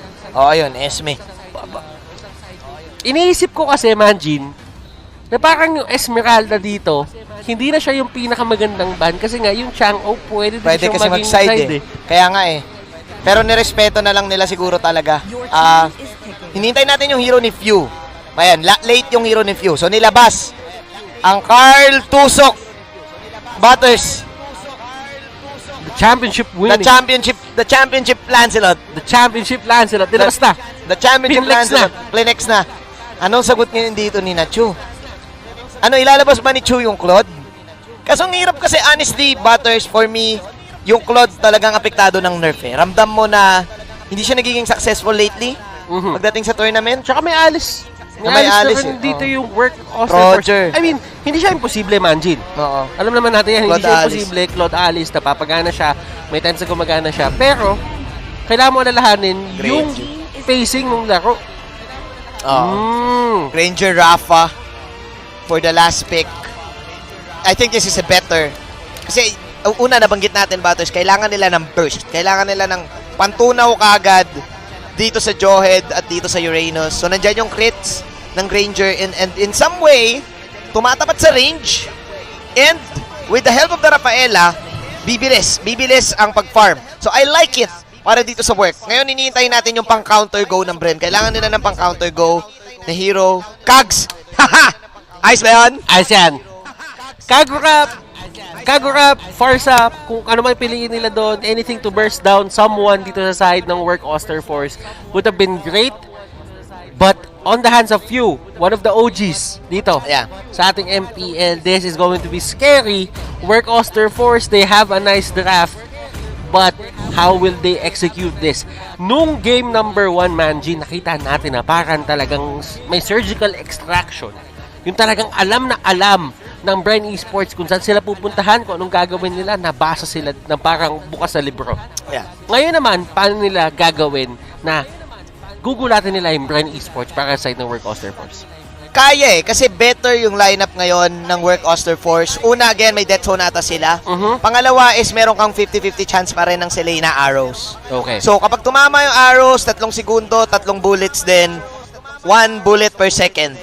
Tapos meron ka pang pampabilis nung Rafaela na kapag team fights, may super slow din. So, yeah, I think this is a better way for work Auster Force to answer Bren Esports. Ang nangyari kasi kanina, work was the one initiating the fight and Bren was reacting. But this time, work has the option to react and has the option to initiate. That is true, and we are in game number 2. Celestial Palace. Pupunta nga ba tayo ng game number 3? Masasagot natin yan after neto na runto, and this is the split screen na nakikita natin. This is a battle between Chu and Cartizi for the jungler lane. And Lusty nandito sa harap. Wow. Nice delay there para dito kay Lusty.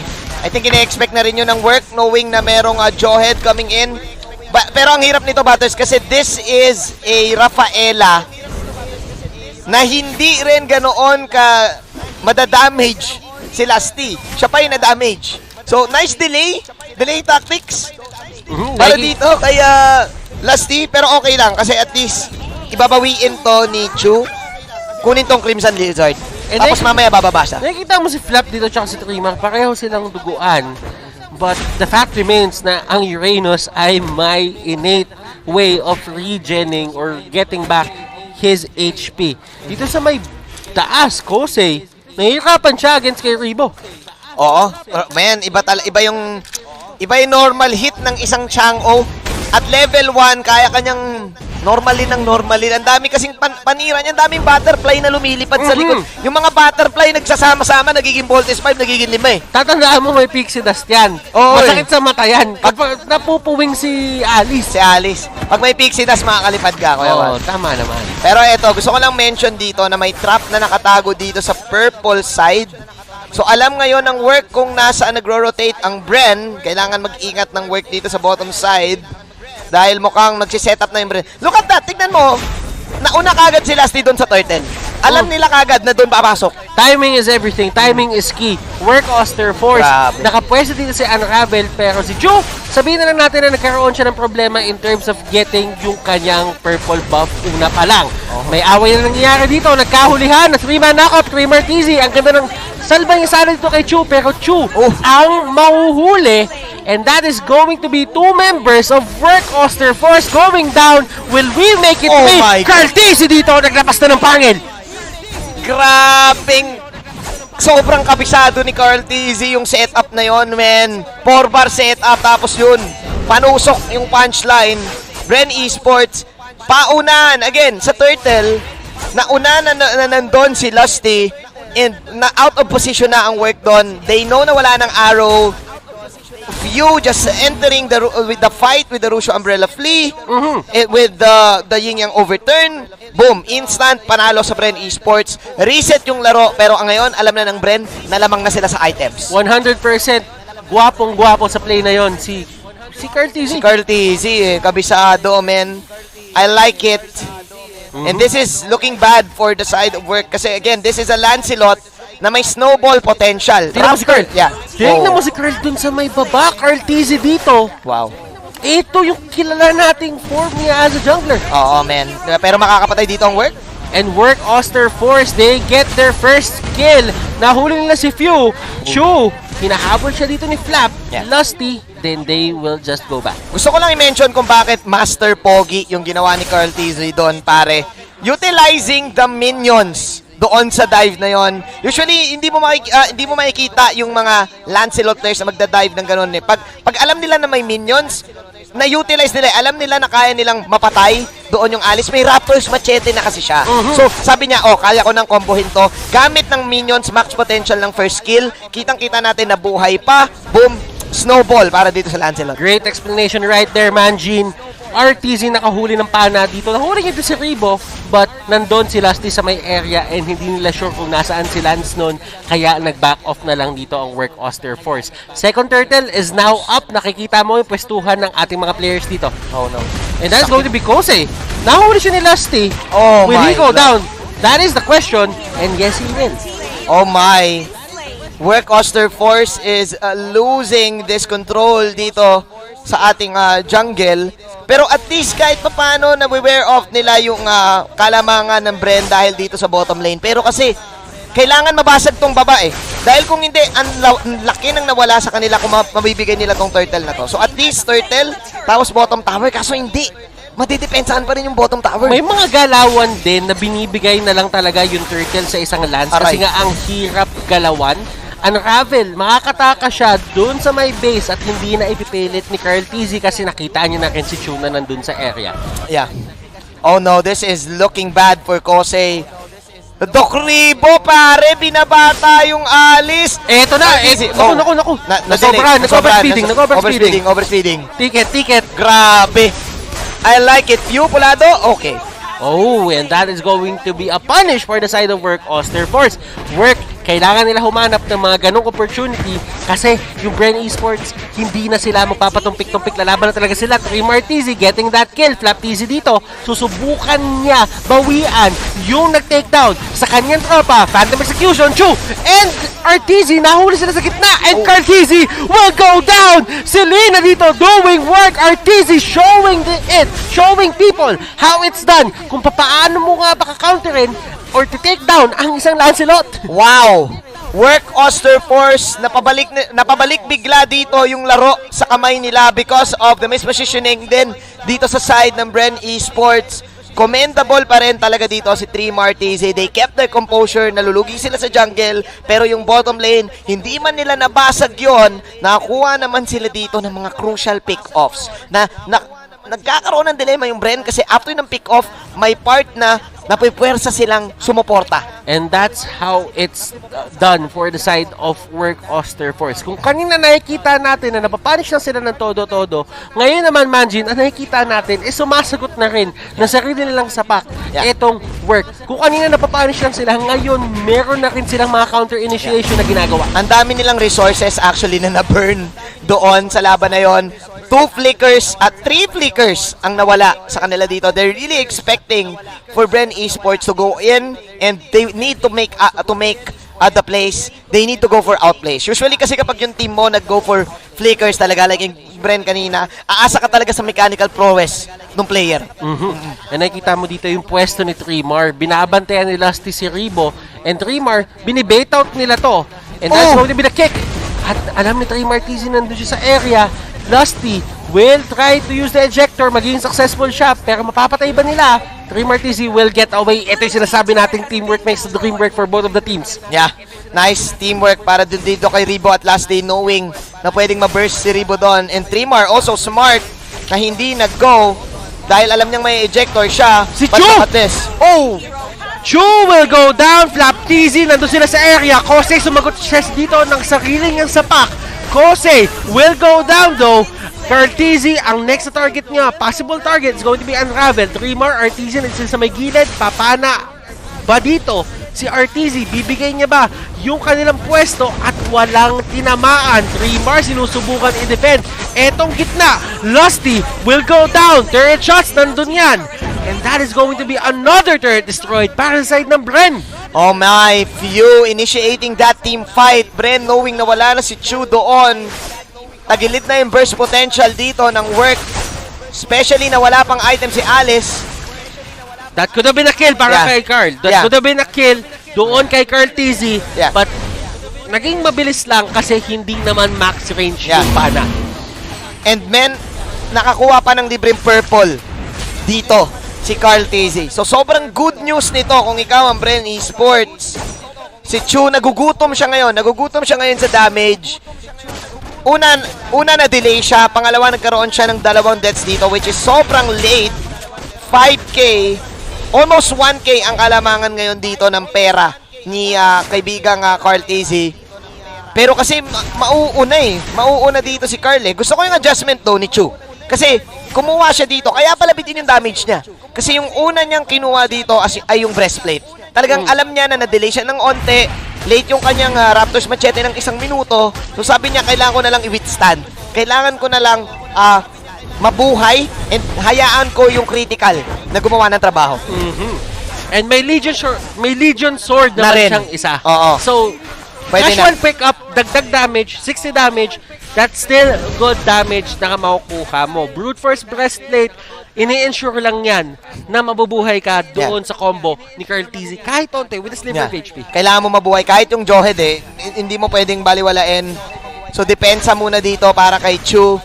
Incoming na rin yung kanyang BOD dito. Madidelay yung farm onte ni Carl TZ dito dahil sila yung nag-show ng minion. Pero still, sila pa rin nagko-control! And that is going to be Chu getting caught out. Holy baptism, nahuli si Carl doon.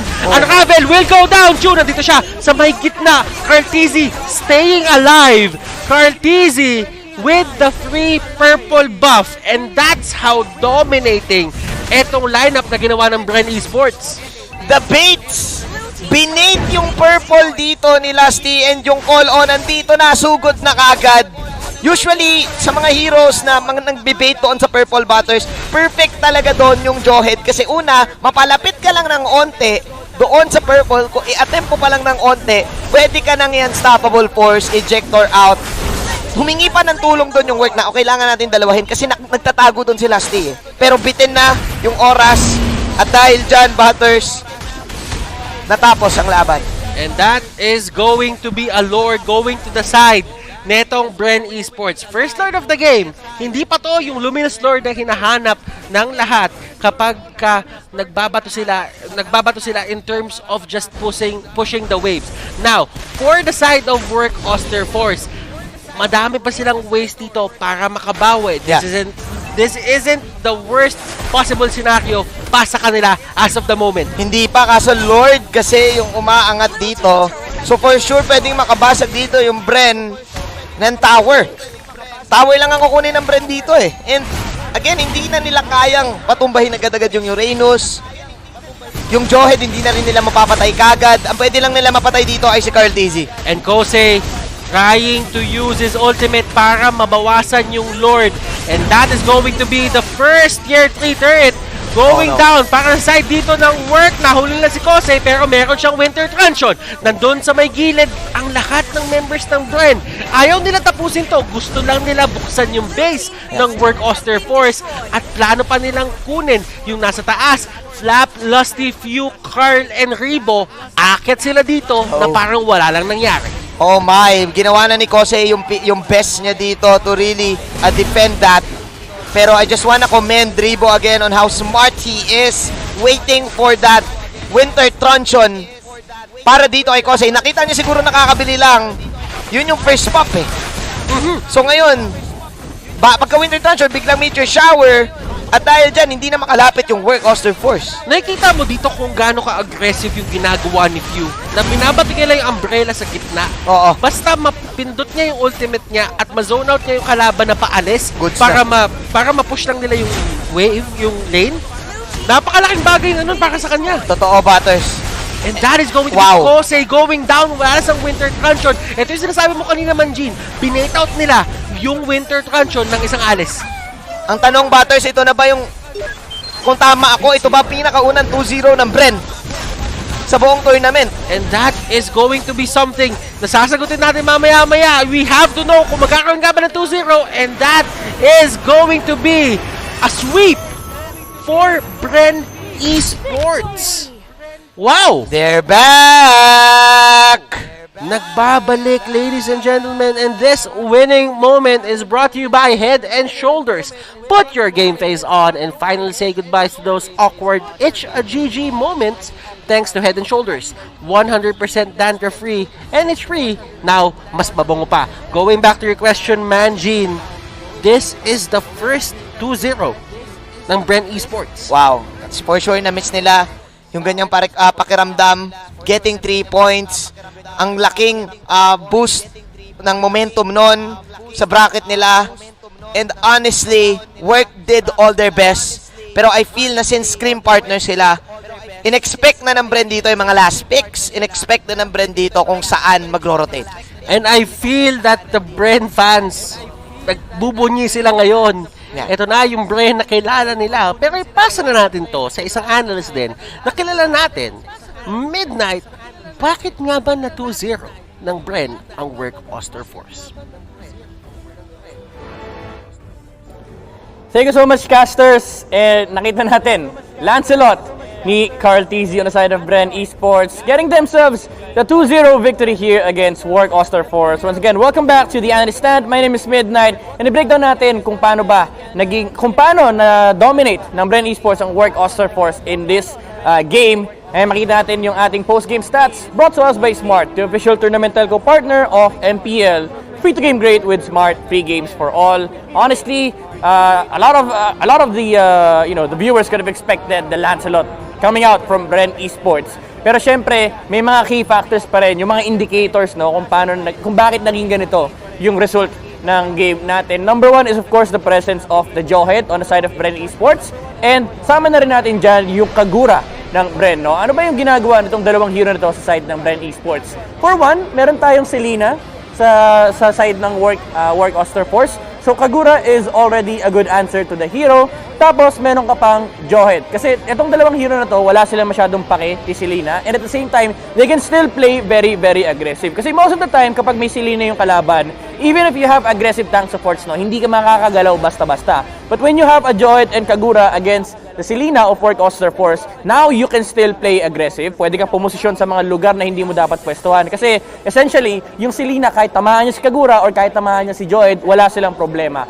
Now, another key pick up here by Bren Esports is the Uranus. Again, ito yung mga type ng heroes na kailangan mong i-burst down. And nung pinik ng Work Auster Force, yung Alice and yung Cho, again, going back to the comfort idea of Work Auster Force, the Uranus pick makes sense. Kasi itong hero na to, ito yung stay lane, no? Ito yung hinahanap natin sa side ng Bren Esports na parang isang lane pressure na kailangan ni-address ng Work Auster Force. But then again, your problem with Alice and Selena is they still stay on their lanes. So essentially, yung jungler ng Bren Esports, he's free now to move around the map, wherein the Granger has to play with these two side cores. Si Bren Esports, ang pinakaiba is he can play with the tank supports kahit saan sila magpunta, walang problema. Kasi sila yung nagdi-dictate ng aggressive play on the map. And this is the result of the drafting order na ginawa ng Bren Esports. No? Actually, napakaganda na inuna nila si Uranus.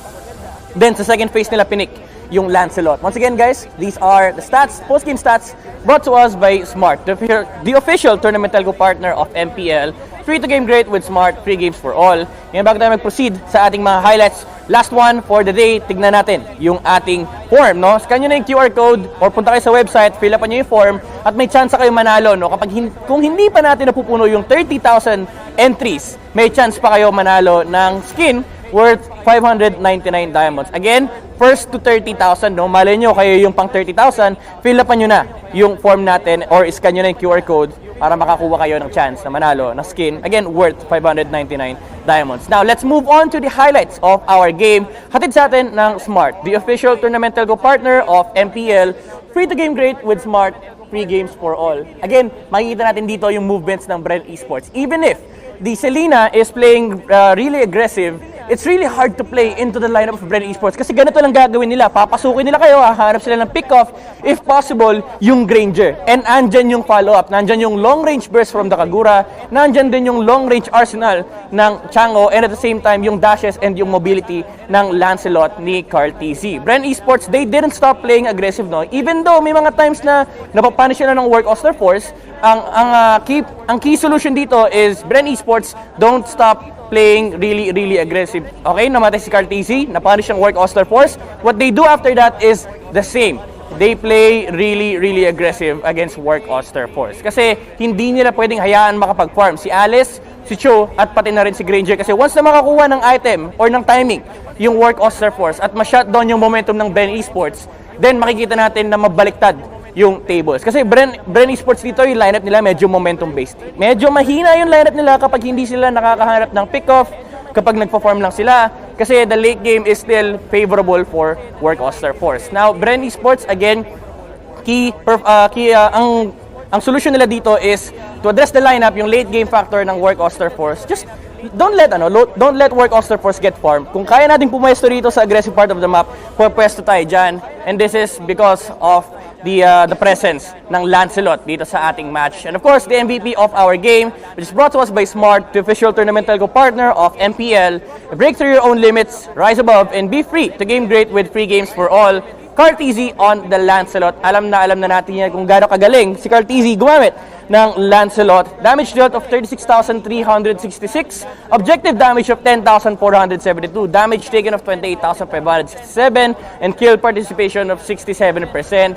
Laging present si... hindi naman lagi, no? Kasi kung lagi, 100% yan. Pero yung presence ni Carl TZ on this Lancelot, sobrang importante nito for Bren Esports. Kasi hindi rin makakagalaw yung Uranus, Johed at Kagura nila kung hindi provided ng support ng Lancelot. And that is it for the breakdown on game number 2 ng Bren Esports versus Work Auster Force. Napakagandang match and I hope nag-enjoy din kayo. And to close the show, we will be passing you to our casters.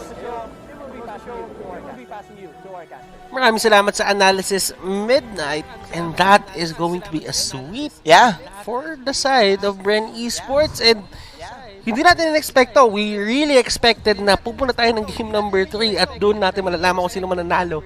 But a sweep is something na pinakita sa atin ng Bren na, ito yung proper form namin. Yeah, still props to Work Auster Force. They did their best. Talagang mas prepared lang yung Bren this time sa kanilang laban. And mukhang nagbabalik sila. First time nila nakakuha ng 2-0. And Work, kailangan nilang ulit gumawa ng homework. Nawala bigla yung momentum nila after the week nung nagsunod-sunod. And yeah, nagkasunod din yung talo nila dito. So still, points matter dito sa week number 4. And this is going to be a very interesting week. This is only day number 1. Meron pa tayong tatlo pa araw para dito sa ating week number 4. Dito sa MPL Philippines Season 7 na pinapresent sa inyo ng Smart, the official tournament telco partner of the MPL. Free to game great with Smart, free games for all at maraming salamat sa pagsama sa amin dito sa Caster's Desk. Ako si Butters, ang iyong anchor, kasama ko si Manjin, ang iyong analyst at kami, ang iyong laban casters. Babalik na natin to sa ating mga panelists. Panelists, take it away.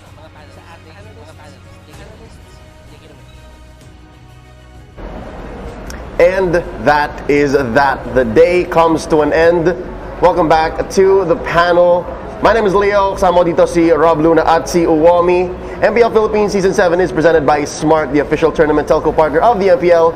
Free to game great with Smart, free games for all. Bago natin pag-usapan ang mga naganap sa araw na ito, week 4, day 1, let me remind you guys about the mythical raffle draw. Scan this QR code right before the show ends, fill up the form, and of course, this will give you a chance to win prizes that we will announce next week. Alright? Makikita nyo sa screen on Sundays kung ang ID nyo ay sa mga nanalo. You can also join our live watching rewards. Do scan this QR code or visit the URL, fill in the form, answer the questions correctly, and get a chance to win a 599 Daya's worth of permanent skin. Only the first 30,000 per day will win, so siguraduhin nyo bahagi kayo niyan. Gawin nyo ang live watching rewards. Let's recap what happened and see how this day's match results went.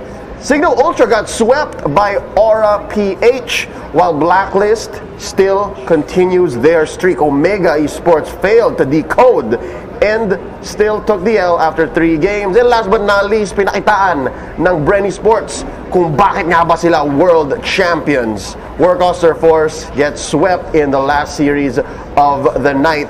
Rob and Uomi, what was your favorite matchup for the day?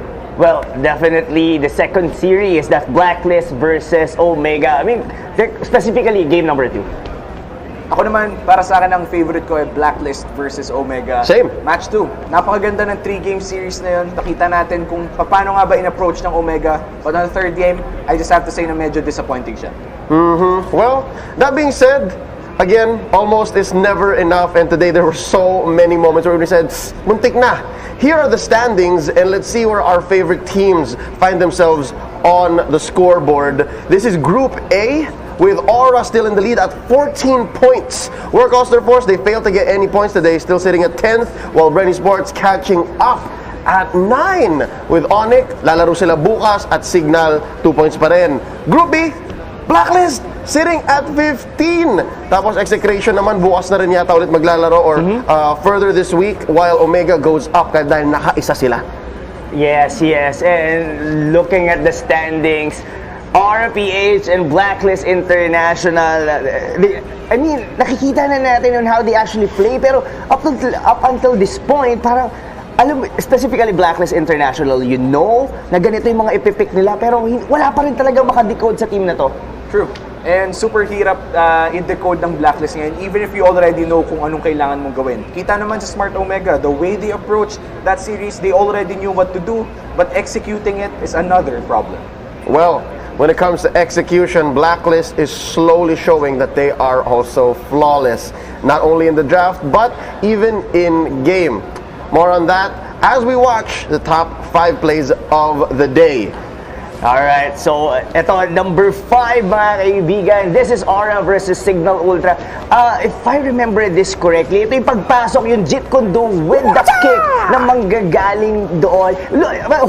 Alam mo yung chemistry nila doon, kitang-kita mo kaagad.